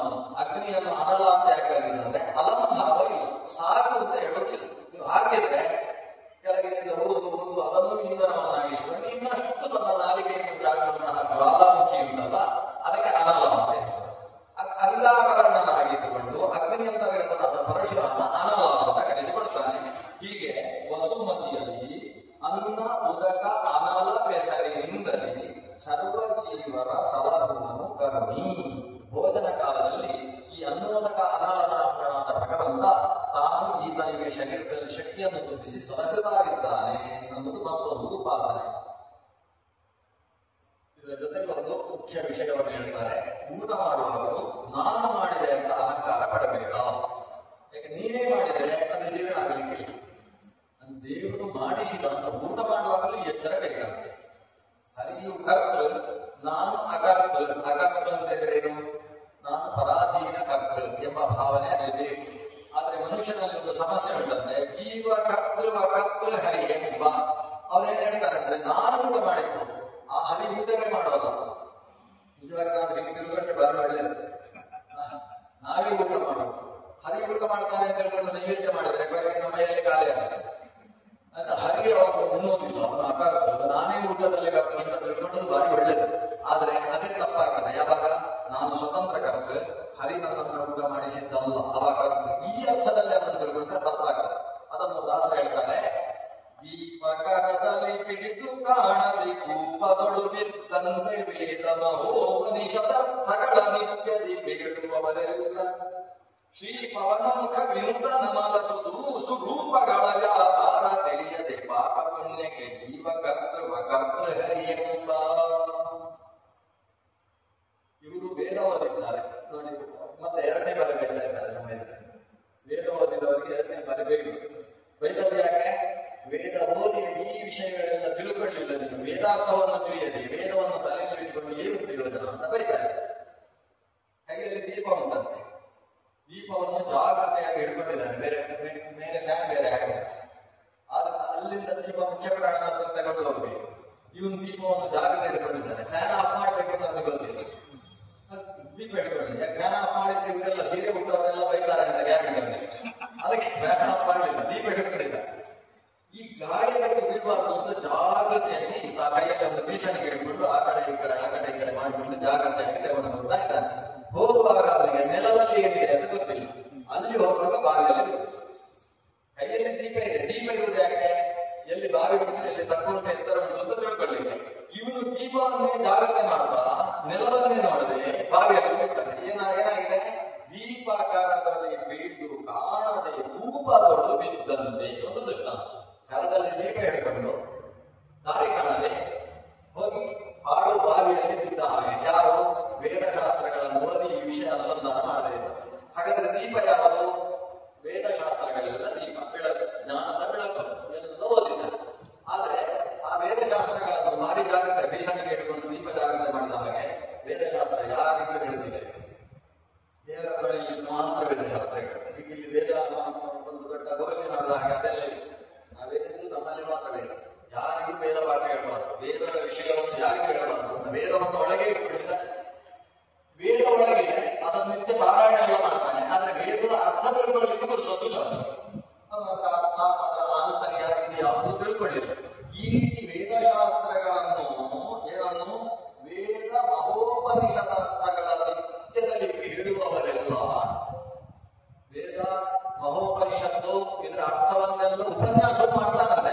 ಹಾಗಾದ್ರೆ ನಾನು ಎಲ್ಲಿ ಹೇಳಿದ್ದಕ್ಕಿಂತ ಸ್ವಲ್ಪ ಬೇರೆ ಆಯ್ತು. ಅವನು ಮನೆಯ ಒಳಗೆ ಪಾರಾಯಣ ಮಾಡ್ತಾನೆ. ಮಹೋಪನಿಷದ ಅರ್ಥಗಳನ್ನು ಬೇಡುವವರೆಲ್ಲ ಅದರ ಉಪನ್ಯಾಸ, ಪಾಠ, ಪ್ರವಚನ ಎಲ್ಲ ಮಾಡ್ತಾನೆ. ಆದರೆ ಶ್ರೀವದನ ಮುಖ ವಿನೂತನ ಅಮಲ ಸ್ವರೂಪಗಳ ವ್ಯಾಪಾರ ತಿಳಿಯದೆ ಅವನು ಸರಿಯಾಗಿ 12 ಕಾಲಕ್ಕೆ ಬೆಲ್ಲಾಗ್ತದೆ, 1 ಕಾಲಕ್ಕೆ ವೇದ ಪಾಠ ಉಂಟು ಅಂತೇಳಿ ಬೇಗ ಊಟ ಮಾಡಿ ಬರ್ತಾನೆ. ಆ ಊಟ ಮಾಡುವಾಗ ನಮ್ಮ ಕೃಷ್ಣನೂ ಇಲ್ಲ, ಹಯವದನೂ ಇಲ್ಲ, ನಮ್ಮ ಪರಶುರಾಮ ದೇವರು ಇಲ್ಲ. ಈ ದೇವರ ನಾನಾ ವ್ಯಾಪಾರಗಳನ್ನು ತಿಳಿಯುವುದೇ ಇಲ್ಲ. ಊಟ ಅಂದ್ರೆ ಮುಕ್ಕುವುದು ಬರುವುದು. ಯಾರು ಊಟ ಮಾಡಿದ್ದು? ನಾನು ಊಟ ಮಾಡಿದ್ದು. ನಾನು ದೇವರ ವ್ಯಾಪಾರ ತಿಳಿಯುವುದೇ ಇಲ್ಲ. ಯಾರು ಊಟ ಮಾಡಿದ್ದು? ನಾನು ಕರ್ತರು. ದೇವರು ಅಕರ್ತದ ಹರಿಯಮ್ಮ. ಅವ ಹೇಳಿದ್ರೆ ದೇವರು ತಮ್ಮ ಊಟಕ್ಕೆ ಸಂಬಂಧವೇ ಇಲ್ಲ ಅಂತ ಹೇಳ್ತಾನಂದವ. ಈ ರೂಪಗಳ ಸ್ವರೂಪಗಳ ವ್ಯಾಪಾರ ತಿಳಿಯದೆ ಪಾಪ ಪುಣ್ಯಕ್ಕೆ ಜೀವ ಕರ್ತೃ ಹರಿ ಎಂಬ ಈ ಎಲ್ಲ ಕೆಲಸಕ್ಕೆ ನಾನೇ ಕರ್ತೃ, ಶ್ರೀಹರಿ ಅಕರ್ತೃ. ಅವನ ನಾನು ಮಾಡಿದ ಕೆಲಸಕ್ಕೆ ಅವನೇನು ಕೆಲಸ ಉಂಟು ಅಂತ ಈ ರೀತಿ ಹೇಳತಕ್ಕಂಥ ವ್ಯಕ್ತಿ ಇದ್ದಾನಲ್ಲ, ಇವನು ಹೇಗೆ ಅಂದ್ರೆ ದೀಪವನ್ನು ಕೈಯಲ್ಲಿ ಹಿಡ್ಕೊಂಡು ಹೋಗಿ ದೊಡ್ಡ ಕೂಪಕ್ಕೆ, ಅಂಧಕೂಪಕ್ಕೆ ಬಿದ್ದ ಹಾಗೆ. ಅಂದ್ರೆ ಇವನು ಕೈಯಲ್ಲಿ ದೀಪ ಇದೆ, ದಾರಿ ತಿಳ್ಕೊಳ್ಳಿಲ್ಲ, ಬಿದ್ದ. ವೇದಶಾಸ್ತ್ರಗಳನ್ನು ಓದಿದ್ದಾನೆ, ಅದನ್ನು ಉಪನ್ಯಾಸ ಮಾಡ್ತಾನೆ. ಆದ್ರೆ ಯಾವುದೂ ಕೂಡ ಅವನ ಜೀವನದ ಅನುಸಂಧಾನದಲ್ಲಿ ಇಲ್ಲ. ಊಟ ಮಾಡುವಾಗ, ಸ್ನಾನ ಮಾಡುವಾಗ ಎಲ್ಲ ವಿಷಯದಲ್ಲೂ ಅನುಸಂಧಾನ ಬೇಕು. ಊಟದಲ್ಲಿ ಇನ್ನಷ್ಟು ಪಂಚರೂಪಗಳ ಅನುಸಂಧಾನವನ್ನು ಬೇರೆ ಸಮಯದಲ್ಲಿ ಹೇಳಿದ್ದಾರೆ. ಅಲ್ಲಿ ಭೋಜ್ಯ ಪದಾರ್ಥ ಭೋಗ್ ನಾರಾಯಣಾನಿರುದ್ಧ, ನಾರಾಯಣ ಪ್ರದ್ಯುಮ್ನಶ್ಚ ಅನಿರುದ್ಧಶ್ಚ ಸಂಕರ್ಷಣಾನಿರುದ್ಧವು ಭೋಜ್ಯ ವಸ್ತುಷು ಸಂಸ್ಥಿತವು. ತಿನ್ನುವ ಪದಾರ್ಥದಲ್ಲಿ ಸಂಕರ್ಷಣ ಮತ್ತು ಅನಿರುದ್ಧ ಅನ್ನೋ ರೂಪ ಇರಬೇಕು. ಉಣ್ಣತಕ್ಕಂತಹ ವ್ಯಕ್ತಿಯಲ್ಲಿ ತನ್ನಲ್ಲಿ ನಾರಾಯಣ ಮತ್ತು ಅನಿರುದ್ಧ ಅಂತ ಹೇಳ್ತಕ್ಕಂಥ ಭಗವಂತನ ರೂಪ ಇದೆ ಎಂದು ಚಿಂತನೆ ಮಾಡಬೇಕು. ಹೊಟ್ಟೆಯಲ್ಲಿ ಏನು ಅವಕಾಶ ಇದೆ ಅಲ್ಲಿ ವಾಸುದೇವನು ನಮಸ್ಥಿತ ಅಂತ ವಾಸುದೇವ ರೂಪ ಅಲ್ಲಿದ್ದುಕೊಂಡು ತಿಂದ ಆಹಾರಕ್ಕೆ ಜಾಗ ಮಾಡಿಕೊಡ್ತಾನೆ ಅಂತ ಭಗವಂತನ ಚಿಂತನೆ ಬೇಕು. ಹೀಗೆ ಪ್ರದ್ಯುಮ್ನ, ಸಂಕರ್ಷಣ, ವಾಸುದೇವ, ನಾರಾಯಣ, ಅನಿರುದ್ಧ ಅನ್ನೋ ಪಂಚರೂಪಗಳನ್ನು ಚಿಂತನೆ ಮಾಡಿಕೊಂಡು ಊಟ ಮಾಡಬೇಕು. ಇದು ಯಾವುದೂ ಮಾಡದೆ ನಾನೇ ಕರ್ತೃ, ದೇವರು ಇಲ್ಲಿ ಕೈವಾಡ ಇಲ್ಲ ಅಂತ ತಿಳ್ಕೊಂಡ್ರೆ ಆಗ ವೇದಶಾಸ್ತ್ರ ಓದಿ ಏನು ಪ್ರಯೋಜನ? ಕೈಯಲ್ಲಿ ದೀಪ ಇದ್ದು ನೀನು ಮಹಾ ಅಂಧಕೂಪದಲ್ಲಿ ಬಿದ್ದ ಹಾಗಲ್ವ ಅನ್ನೋಲ್ಲಿಗೆ 12 ಪದ್ಯ ಆಯ್ತು. ಇನ್ನು 2 ಪದ್ಯದಲ್ಲಿ ಉಪಸಂಹಾರ ಆಗ್ತದೆ. ಈ ಕೊನೆಯ ವಿಷಯ ಇದು. ದೇವರ 2 ರೂಪ, ಮನೋಮಯ, ವಾಂಗ್ಮಯ ಅಂತ 2 ರೂಪ. ಮನೋಮಯ, ವಾಂಗ್ಮಯ ಬಹಳ ಮುಖ್ಯ. ವಾಂಗ್ಮಯ ರೂಪ ಈಗ ನನ್ನಲ್ಲಿದೆ, ಮನೋಮಯ ನಿಮ್ಮಲ್ಲೆಲ್ಲ ಇದೆ. ಯಾಕಂದ್ರೆ ಮಾತಾಡೋದು ನಾನೊಬ್ಬನೇ, ಕೇಳುವುದು ನೀವೆಲ್ಲ. ಕೇಳುವಿಕೆ ಅನ್ನೋದು ಕಿವಿಯ ಕೆಲಸ ಅಲ್ಲ, ಕೇಳುವುದು ಅನ್ನೋದು ಮನಸ್ಸಿನ ಕೆಲಸ. ಶ್ರವಣ ಮನಕಾನಂದ ವಿವೃದ್ಧಿಗೆ ಕಿವಿಯಲ್ಲಿ ಮಾತ್ರ ಕೇಳಿದ್ರೆ ಅದು ಕಿವಿಗೆ ಆನಂದ ಆಗುತ್ತೆ, ಮನಸ್ಸಿಗೆ ಆಗುತ್ತೆ. ಮನಸ್ಸಿಗೆ ಆನಂದ ಆಗಬೇಕಂದ್ರೆ ಕಿವಿಯಲ್ಲಿ ನುಗ್ಗುತ್ತೆ, ಮನಸ್ಸು ಕೇಳುತ್ತೆ. ಮನಸ್ಸಿಗೆ ಅದರ ಮಂಥನ ನಡೆದಾಗ, ವಿಷಯ ಮನಸ್ಸಿಗೆ ಅಂಟಿದಾಗ ಆಗ ಮನಸ್ಸಿಗೆ ಆನಂದ ಆಗ್ತದೆ. ಮನೋಮಯ ರೂಪ ಶ್ರವಣ ಮಾಡಿಸುತ್ತೆ, ವಾಂಗ್ಮಯ ರೂಪ ಶ್ರವಣ ಆಗುವುದಕ್ಕೆ ಬೇಕಾದಂತಹ ವಾಗ್ವ್ಯಾಪಾರವನ್ನು ಮಾಡುತ್ತೆ. ಈ ವಾಂಗ್ಮಯ ರೂಪ ನಾಲಿಗೆಯಲ್ಲಿರ್ತದೆ, ಮನೋಮಯ ರೂಪ ಹೃದಯದಲ್ಲಿರ್ತದೆ ಮತ್ತು ಮಸ್ತಿಷ್ಕದಲ್ಲಿರ್ತದೆ. ವಾಂಗ್ಮಯ ನಾಲಿಗೆಯಲ್ಲಿದೆ ಅಂದ್ರೆ ನಾಲಿಗೆಯಲ್ಲಿರುವ 2 ದೇವತೆ ಯಾರು? ಅಗ್ನಿ ಮತ್ತು ವರುಣ ಅಲ್ವಾ? ಅಗ್ನಿ ಮಾತಾಡಿಸ್ತಾನೆ, ವರುಣ ರುಚಿಯನ್ನು ತಿಳಿಸ್ತಾನೆ ಅಂತ 2 ಅಗ್ನಿ ವರುಣವು ಮುಂದೆ ಇವರು ಯುಗಲ ದೇವತೆಗಳು. ಹಾಗಾದ್ರೆ ಅಗ್ನಿ ವರುಣ ಇಬ್ಬರು ಬೇಕು. ಮನೋಮಯ ಅಂತ ಹೇಳಿದ್ರೆ ಮನಸ್ಸಿನಲ್ಲಿ ಇರ್ತಕ್ಕಂತಹ 2 ರೂಪ ಯಾವುದು? ಒಂದು ಇಂದ್ರ, ಮತ್ತೊಂದು ರುದ್ರ. ಇಂದ್ರ ರುದ್ರ. ಯಾಕಂದ್ರೆ ಇಂದ್ರ ಕಾಮರಿದ್ದಾರಲ್ಲ, ಅವರ ಹೇಳ್ಬೇಕಂತ ಒಂದು ಪದ್ಯ. ಅನಿಲ ದೇವನು ವಾಮನೋಮಯ ನೆನಿಸಿ ಪಾವಕ ವರುಣ ಸಂಕ್ರಂದನ ಮುಖಾದ್ಯರೊಳೆತ್ತು ಭಗವದ್ ರೂಪ ಗುಣಗಳನ್ನು ನೆನೆದು ಉಚ್ಚರಿಸುತ್ತಲಿ ನಮ್ಮನು ಸದಾ ಸಂತೈಸುವನು ಸನ್ನಿಗಣಾಕಾದಿತ ಪದಾಂಬುಜ ಗೋಜ ಸುರರ. ವಾಂಗ್ಮಯ ಮನೋಮಯ ರೂಪ. ಅದರಲ್ಲಿ ಯಾರ್ಯಾರು ಹೇಳ್ತಾರೆ ಅಂದ್ರೆ ಪಾವಕ ವರುಣ ಅಂದ್ರೆ ನಾಲಿಗೆಯಲ್ಲಿರ್ತಕ್ಕಂತಹ ಅಗ್ನಿ ಮತ್ತು ವರುಣರು. ಆಮೇಲೆ ಸಂಕ್ರಂದನ ಮುಖ ದೇವತೆಗಳು. ಸಂಕ್ರಂದನ ಅಂದ್ರೆ ನಾನು ಎರಡು ಅರ್ಥ ಬೆಳಗ್ಗೆ ಹೇಳಿದೆ, ಒಂದು ರುದ್ರ ಮತ್ತೊಂದು ಇಂದ್ರ. ಅಂದ್ರೆ ಸಂಕ್ರಂದನ ಮುಖ ಅಂತ ಹೇಳಿದ್ರಿಂದ ಇಬ್ಬರ ಅರ್ಥಗಳಿದೆ.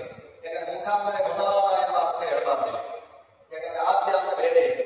ಅಂದ್ರೆ ಸಂಕ್ರಂದನ ಮುಖ ಅಂತ ಹೇಳಿದ್ರೆ ರುದ್ರ ಮತ್ತು ಇಂದ್ರ ಅಂತ ಅರ್ಥ.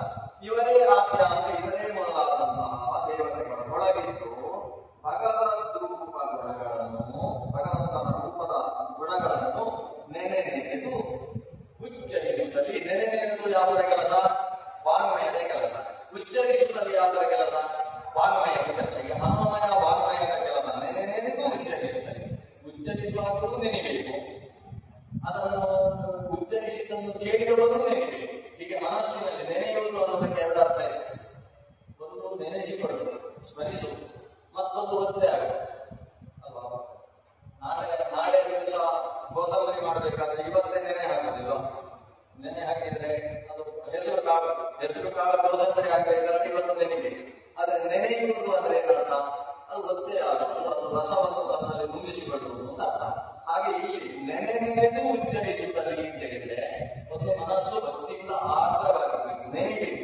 ನೆನೆಯುವುದರ ಜೊತೆಗೆ ಅದು ಸಾರವನ್ನು ತುಂಬಿಸಿಕೊಳ್ಬೇಕು, ಜ್ಞಾನ ಸಾರವನ್ನು ತುಂಬಿಸಿಕೊಳ್ಬೇಕು. ತುಂಬಿಸಿಕೊಂಡು ಉಚ್ಚರಿಸಬೇಕು. ನೆನೆದು ಭಗವಂತನ ನಾಮವನ್ನು ಉಚ್ಚರಿಸುತ್ತಲ್ಲಿ ನಮ್ಮನ್ನು ಸದಾ ಸಂತೈಸುವನು. ಈ ಭಗವಂತನ ನಾಲ್ಕು ರೂಪಗಳಲ್ಲಿ ಭಗವಂತ ತಾನು ನಿಂತು ನಮ್ಮನ್ನು ಸದಾ ಸಂತೈಸುವನು. ಯಾರು? ಸನ್ಮುನಿಗಣಾಧಿಕಮಲ ಸುರರಾಜ. ಪ್ರಾಣದೇವರಿಗೆ ಇದೆಲ್ಲ ವಿಶೇಷ. ಸುರರಾಜ ಅಂದ್ರೆ ದೇವೋತ್ತಮ ಅಥವಾ ಜೀವೋತ್ತಮನಾದಂತಹ ಪ್ರಾಣದೇವ.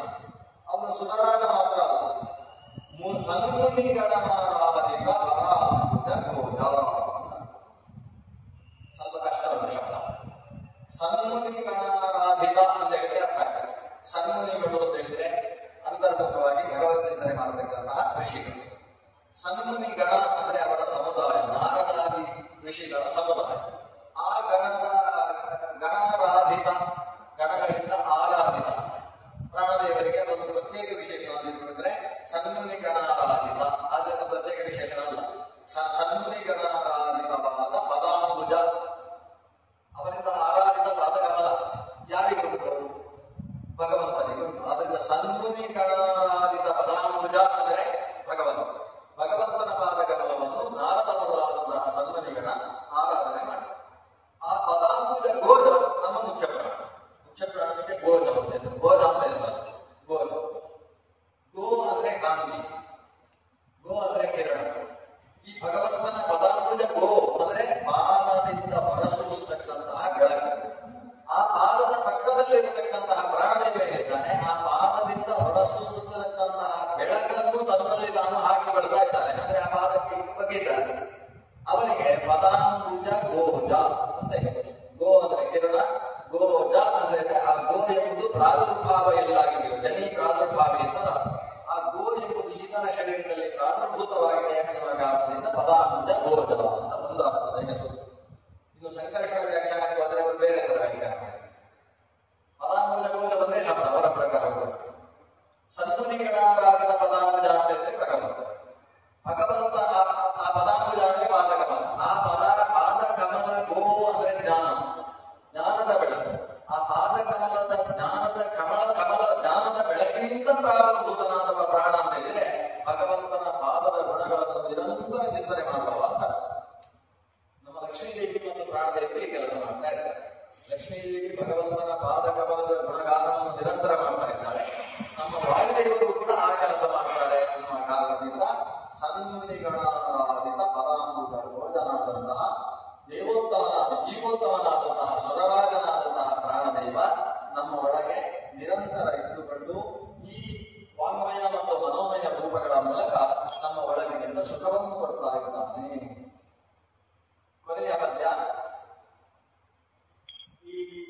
4 ರೂಪಗಳನ್ನು ಹೇಳಿದ್ದೇವೆ.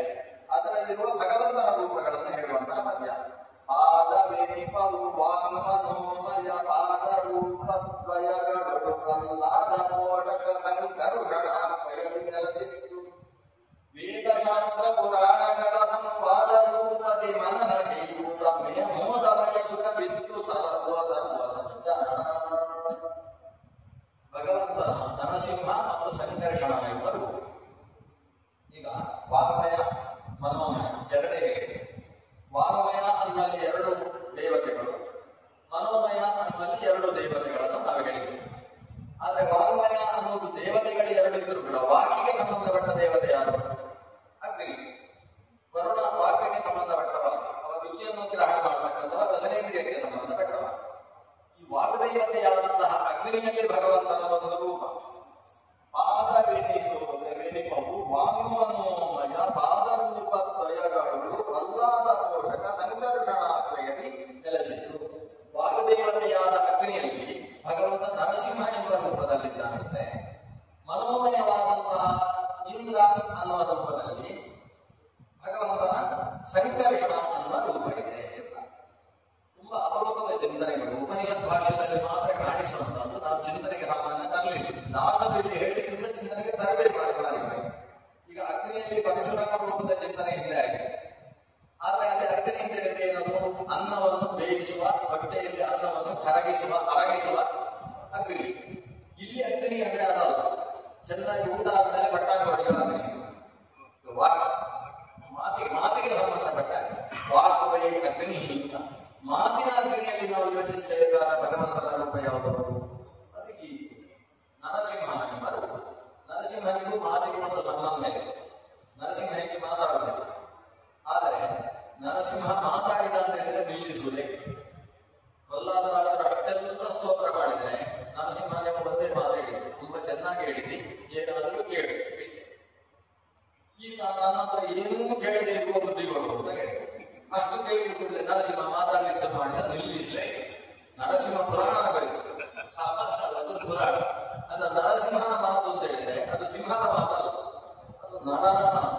ಆದ್ರೆ ನರನಿಗೂ ಕೂಡ ಸುಲಲಿತವಾಗಿ ಅರ್ಥವಾಗತಕ್ಕಂತಹ ಏರು ಮತ್ತು ತರ್ಕು, ಎಲ್ಲೆಲ್ಲಿ ಏರಿ ಹೇಳಬೇಕು, ಏನನ್ನು ತಗ್ಗಿನಲ್ಲಿ ಹೇಳಬೇಕು, ಆ ರೀತಿಯಲ್ಲಿ ಸ್ಫುಟವಾದ ನಿರೂಪಣೆ ಮಾಡುವ ನರಸಿಂಹನ ಮಾತು. ಆಯ್ತು. ವಾಗದೇವತೆಯಾದಂತಹ ಅಗ್ನಿಯಲ್ಲಿ ಭಗವಂತ ನರಸಿಂಹ ಎಂಬ ರೂಪದಲ್ಲಿ ಸಂಸ್ಥಿತನಾಗಿದ್ದಾನೆ. ಇನ್ನೊಂದು ವಿಶೇಷ ಇದೆ. ಅಗ್ನಿಗೆ 2 ಮುಖ ಇದೆ. ನರಸಿಂಹ ಅನ್ನುವಲ್ಲಿ ಹೇಗೆ 2 ಸೇರಿ ಆಗಿರುವಂತದ್ದು, ಹಾಗೆ ಅಗ್ನಿಯು ಕೂಡ 2 ಸೇರಿ ಆಗಿರತಕ್ಕಂಥದ್ದು. ಯಾಕೆಂದ್ರೆ ಹೊಟ್ಟೆಯಲ್ಲಿದ್ದರೆ ನಾಲಿಗೆಯಲ್ಲಿದ್ದಾನೆ. ನಾಲಿಗೆಯಲ್ಲಿ ತಿಂದರೆ ಅದನ್ನು ಹೊಟ್ಟೆಯಲ್ಲಿ ಜೀರ್ಣ ಮಾಡಿಸ್ತಾನೆ.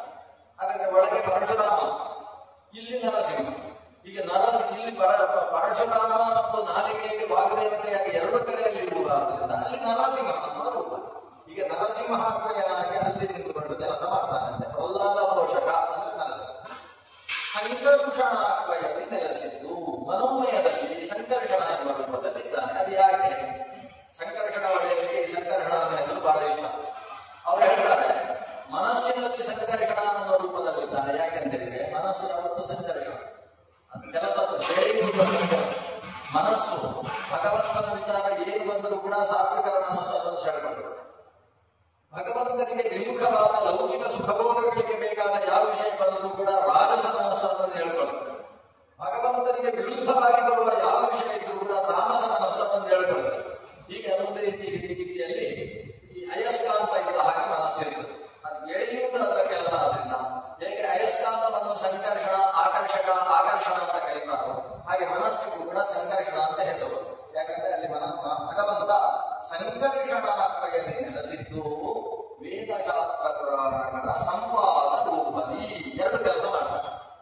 ಮನಸ್ಸಿನಲ್ಲಿದ್ದು ವೇದ ಶಾಸ್ತ್ರ ಪುರಾಣಗಳ ಮನನ ಮಾಡ್ತಾರೆ. ಮನಸ್ಸಿನಲ್ಲಿದ್ದು ಮನೋಮಯನಾಗಿಟ್ಟುಕೊಂಡು ವೇದ ಶಾಸ್ತ್ರ ಪುರಾಣಗಳ ಮನನ ನಡೆಯುತ್ತೆ.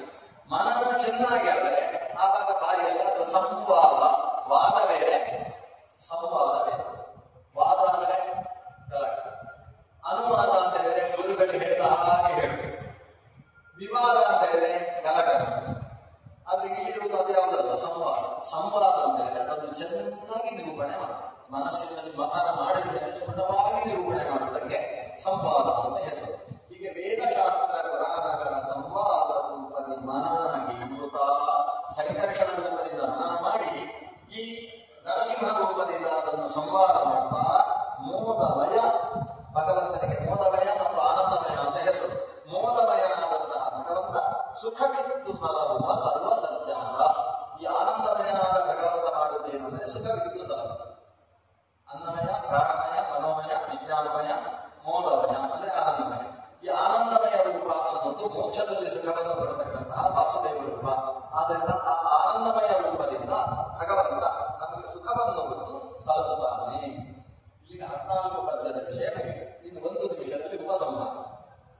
ಒಟ್ಟು ಇದರಲ್ಲಿ 4 ಪ್ರಮುಖವಾದ ವಿಷಯಗಳನ್ನು ಇಷ್ಟು ಭಾಗಗಳಲ್ಲಿ ನಿರೂಪಣೆ ಮಾಡಿದ್ದಾರೆ ಜಗನ್ನಾಥದಾಸ.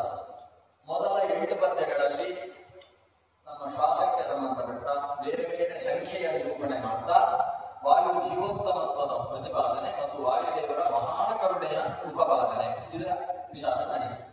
ಇದಾದ ಮೇಲೆ ಊಟದ ವಿಷಯಕ್ಕೆ ಬಂದರು.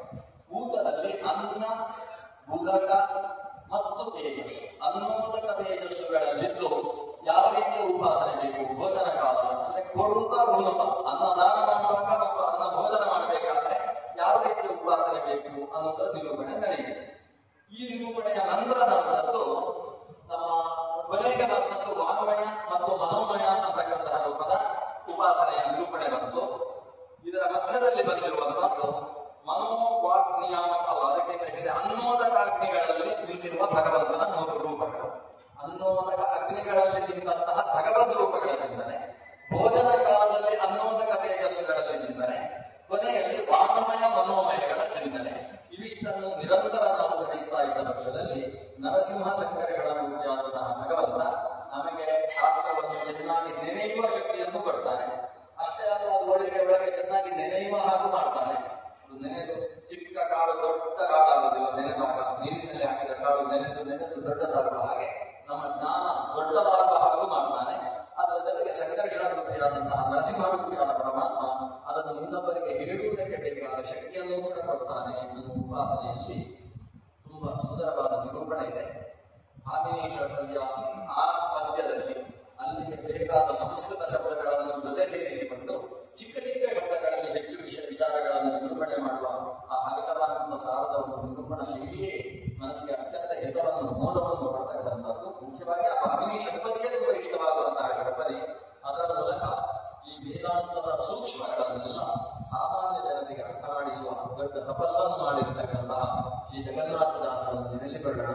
ಜಗನ್ನಾಥದಾಸರ ಪದ್ಯ ಓದಬೇಕಾಗಿಲ್ಲ, ಸುಧಾ ಓದಿದ್ರೆ ಸಾಕು ಅಂತ ಒಂದು ಕಾಲ ಇದ್ದಾಗ ಪದ್ಯವನ್ನು ಓದಿ ಅಂತ ಹೇಳ್ತಾ ಇದ್ದವರು ವಿದ್ಯಾಮಾನ್ಯ ತೀರ್ಥ ಶ್ರೀಪಾದರು. ಸ್ವತಃ ಪದ್ಯಗಳನ್ನು ಓದಿದ್ರೆ ನಿಮಗೆ ಸುಧಾದಲ್ಲಿ ಓದಿದ್ದು ಅರ್ಥ ಆಗ್ತದೆ. ಇಲ್ಲೇ ಹೋದ್ರೆ ಸುಧಾದಲ್ಲಿ ಓದಿದ್ದು ಈ ಪಾಠಕ್ಕೆ ಮಾತ್ರ, ಇಲ್ಲೊಂದು ಪದ್ಯದಲ್ಲಿ ಹೇಳಿರೋಲ್ಲ, ಬರೀ ಅದನ್ನು ಪ್ರವಚನ ಮಾಡಿದ್ದು ಮಾತ್ರ ಅಲ್ಲ, ಅಷ್ಟಕ್ಕೆ ನಿಲ್ತದೆ. ಪದ್ಯ ಓದಿದ್ರೆ ಮನೆ ಮನೆಯಲ್ಲಿ ಅದರ ಚಿಂತನೆ ಉಂಟಾಗ್ತದೆ. ಅದರಿಂದ ಅಲ್ಲಿ ಬಂದ ವಿಷಯವನ್ನು ಪದ್ಯದ ಮೂಲಕವಾಗಿ ನಿಮ್ಮಲ್ಲಿ ಅಳವಡಿಸಿಕೊಳ್ಳಿ ಅಂತ ಅವರು ಹೇಳ್ತಾ ಇದ್ದವರು ಶ್ರೀ ವಿದ್ಯಾಮಾನ್ಯ ತೀರ್ಥ ಶ್ರೀಪಾದರು. ಅವರ ಈ ದೊಡ್ಡ ಉತ್ಸವ ನಡೀತಾ ಇದೆ. ಶ್ರೀ ವಿದ್ಯಾಧೀಶ ತೀರ್ಥ ಶ್ರೀಪಾದರು ತಮ್ಮ ಶಿಷ್ಯರ ಜೊತೆ ಸೇರಿಕೊಂಡು ದೊಡ್ಡ ಬಹಳ ದೀರ್ಘಕಾಲದ ಮಹೋತ್ಸವವನ್ನು ಇಲ್ಲಿ ಹಮ್ಮಿಕೊಂಡಿದ್ದಾರೆ. ವೇದದ ಮಹೋತ್ಸವವು ಕೂಡ ನಡೀತಾ ಇದೆ. ಅದರ ನಂತರದಲ್ಲಿ ಶ್ವಾಸಸಂಧಿಯ ನಿರೂಪಣೆಯನ್ನು ಮಾಡುವ ಒಂದು ಒಳ್ಳೆಯ ಕೆಲಸವನ್ನು ನನಗೆ ಗುರುಗಳು ಅರ್ಪಿಸುವುದರ ಮೂಲಕ, ಅದಕ್ಕಿಂತ ಮೋಹನಾಚಾರ್ಯರ ಕೆಲಸ, ಅವರು ಹಿಡಿದು ಹಾಕುವುದರಲ್ಲಿ ದೊಡ್ಡ ಕೈಯವರು. ಅವರು ನನ್ನನ್ನು ಕಟ್ಟಿ ಇದನ್ನು ಶ್ವಾಸಸಂಧಿಯನ್ನು ಹೀಗೆ ನಿರೂಪಿಸಬೇಕು ಅಂತ ನನ್ನಲ್ಲಿ ಆದೇಶಿಸಿ ವ್ಯವಸ್ಥೆ ಮಾಡಿಸಿದ್ದಾರೆ. ಅವರಿಗೂ ನನ್ನ ಧನ್ಯವಾದಗಳನ್ನು ಹೇಳ್ತೇನೆ. ಪೂಜ್ಯ ಗುರುಗಳಿಗೆ, ಶ್ರೀ ವಿದ್ಯಾಮಾನ ತೀರ್ಥ ಅಂತರ್ಯಾಮಿಯಾದ ಭಗವಂತನಿಗೆ ಪ್ರಣಾಮಗಳನ್ನು ಸಲ್ಲಿಸ್ತೇನೆ. ಈ ವಿಷಯವನ್ನು ಕೂತು ಕೇಳಿದಂತಹ ತಮಗೆಲ್ಲ ಮುಖ್ಯ ಅಭಿನಂದನೆಗಳನ್ನು ಹೇಳ್ತೇನೆ. ಪಕ್ಕದಲ್ಲಿ ನಿಂತು ಹೇಳಿ ಅಂತ ಕೂಡಿಸಿದಂತಹ ನಮ್ಮ ದಾವಣಗೆರೆಯ ಗುರುರಾದವರಿಗೂ ಕೂಡ ನನ್ನ ಅಭಿನಂದನೆಗಳನ್ನು ಹೇಳಿಕೊಂಡು ನನ್ನ 4 ಮಾತುಗಳನ್ನು ಮುಖ್ಯ ಪ್ರಾಣಾಂತರ್ಯಾಮಿಯಾದ ಭಗವಂತನಲ್ಲಿ ಹರಿಗುರುಗಳಲ್ಲಿ ಸಮರ್ಪಣೆ ಮಾಡ್ತೇನೆ. ಶ್ರೀಕೃಷ್ಣ ಪರಮಸ್ತು.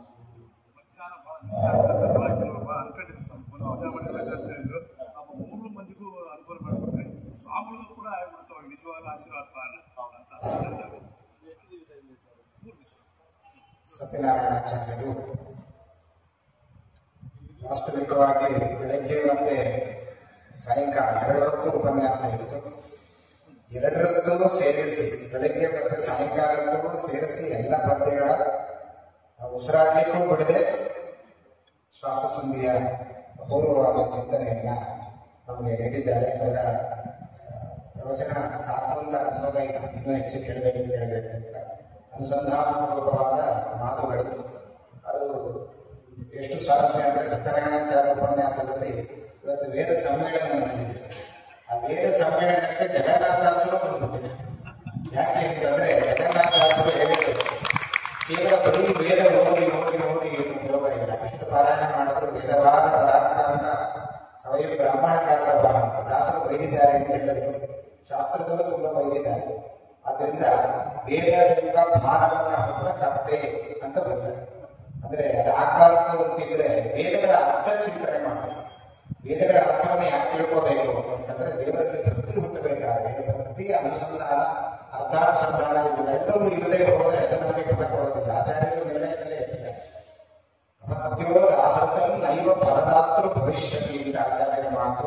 ಅದು ಫಲ ಶಾಸ್ತ್ರಗಳು ನಮಗೆ ಫಲಸಿದ್ಧಿಯಾಗಬೇಕಾದ್ರೆ ಅದರ ಹಿಂದೆ ಅನುಸಂಧಾನಗಳಿದೆ, ಭಗವದ್ ರೂಪಗಳಿದೆ. ಒಂದು ಭೋಜನ ಮಾಡುವಾಗ ಈ 3 ರೂಪಗಳು ಹೇಳಲಿವೆ. ಹೈಗ್ರೀವ ರೂಪಿ, ಪರಶುರಾಮ ರೂಪಿಯಾದ ಭಗವಂತ, ಅನ್ನಬ್ರಹ್ಮನಾದ ಕೃಷ್ಣ. ಈ ಭಗವತ್ ಚಿಂತನೆಗಳು, ಭಗವತ್ ರೂಪಗಳ ಚಿಂತನೆ ಇಲ್ಲದೆ ನಾವು ಎಷ್ಟು ಕರ್ಮಗಳನ್ನು ಮಾಡಿದ್ರು ಕೂಡ ಅದು ವ್ಯರ್ಥ.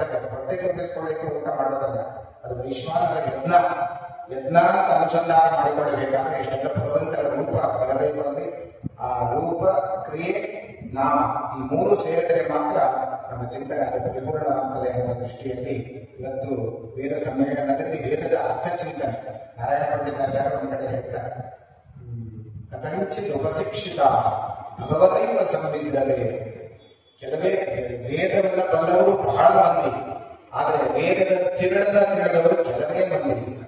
ಹೀಗೆ ನಾರಾಯಣ ಪಂಡಿತರ ಮಾತಿಗೆ ಆ ತಿರುಳು ನಮಗೆ ತಿಳಿಯಬೇಕು. ಹಾಗೆ ಇವತ್ತು ಶ್ವಾಸ ಸಂಧಿಯ ತಿರುಳನ್ನ ನಮಗೆ ಚೆನ್ನಾಗಿ ಕೊಟ್ಟವರು ಸತ್ಯನಾರಾಯಣ ಆಚಾರ್ಯರು. ವಾಸ್ತವಿಕವಾಗಿ ಸಮಯ ಇಲ್ಲ ಅವರಿಗೆ, ತುಂಬಾ ಸಮಯ ಅವ್ರಿಗೆ ಕಾರ್ಯಭಾರಗಳು ಎಲ್ಲವನ್ನೂ ಬಿಟ್ಟು ಗುರುಗಳ ಸೇವೆ ಅನ್ನೋ ಭಾವನೆಯಿಂದ ಬಹಳ ದೂರದಿಂದ ಆಚಾರ್ಯರು ಬಂದು ಶ್ರೀಪಾದಂಗಳವರ ಆತ್ಮಿಗೆ ಒಗ್ಗಟ್ಟು ಪ್ರವಚನವನ್ನು ನಡೆಸಿಕೊಟ್ಟಿದ್ದಾರೆ. ಅವರಿಗೆ ನಮಸ್ಕಾರ ಪೂರ್ವಕವಾದ ಧನ್ಯವಾದಗಳನ್ನು ಸಮರ್ಪಣೆ ಮಾಡ್ತೀನಿ.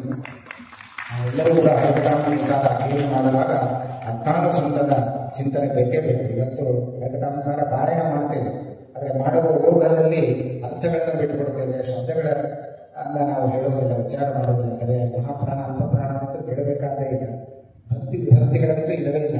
ಹೀಗಾಗಬಾರದು ಅನ್ನುವ ದೃಷ್ಟಿಯಲ್ಲಿ ಇಂತಹ ಪ್ರವಚನಗಳ ವ್ಯವಸ್ಥೆಯನ್ನು ಪೂಜ್ಯ ಶ್ರೀಪಾದರು ನಡೆಸಿಕೊಟ್ಟಿದ್ದಾರೆ. ಈ ಅನುಸಂಧಾನಪೂರ್ವಕವಾಗಿ ಪಾರಾಯಣ ಮಾಡಿದಾಗ ಪರಿಪೂರ್ಣವಾದ ಫಲಸಿದ್ಧಿ ಆಗುತ್ತೆ ಎನ್ನುವ ಮಾತಿನೊಂದಿಗೆ ಇವತ್ತಿನ ಪ್ರವಚನವನ್ನು, ಇವತ್ತಿನ ಬೆಳಗಿನ ಈ ಜ್ಞಾನ ಕಾರ್ಯವನ್ನು ಗುರುಗಳ ಅಂತರ್ಗತನಾದ ಭಗವಂತನಿಗೆ ನಾವೆಲ್ಲರೂ ಕೂಡ ಸೇರಿ ಸಮರ್ಪಣೆ ಮಾಡೋಣ ಅಂತ ಹೇಳ್ತಾ ಶ್ರೀ ಕೃಷ್ಣಾರ್ಪಣಮಸ್ತು. ಶ್ರೀ ಹರೇ ನಮಃ.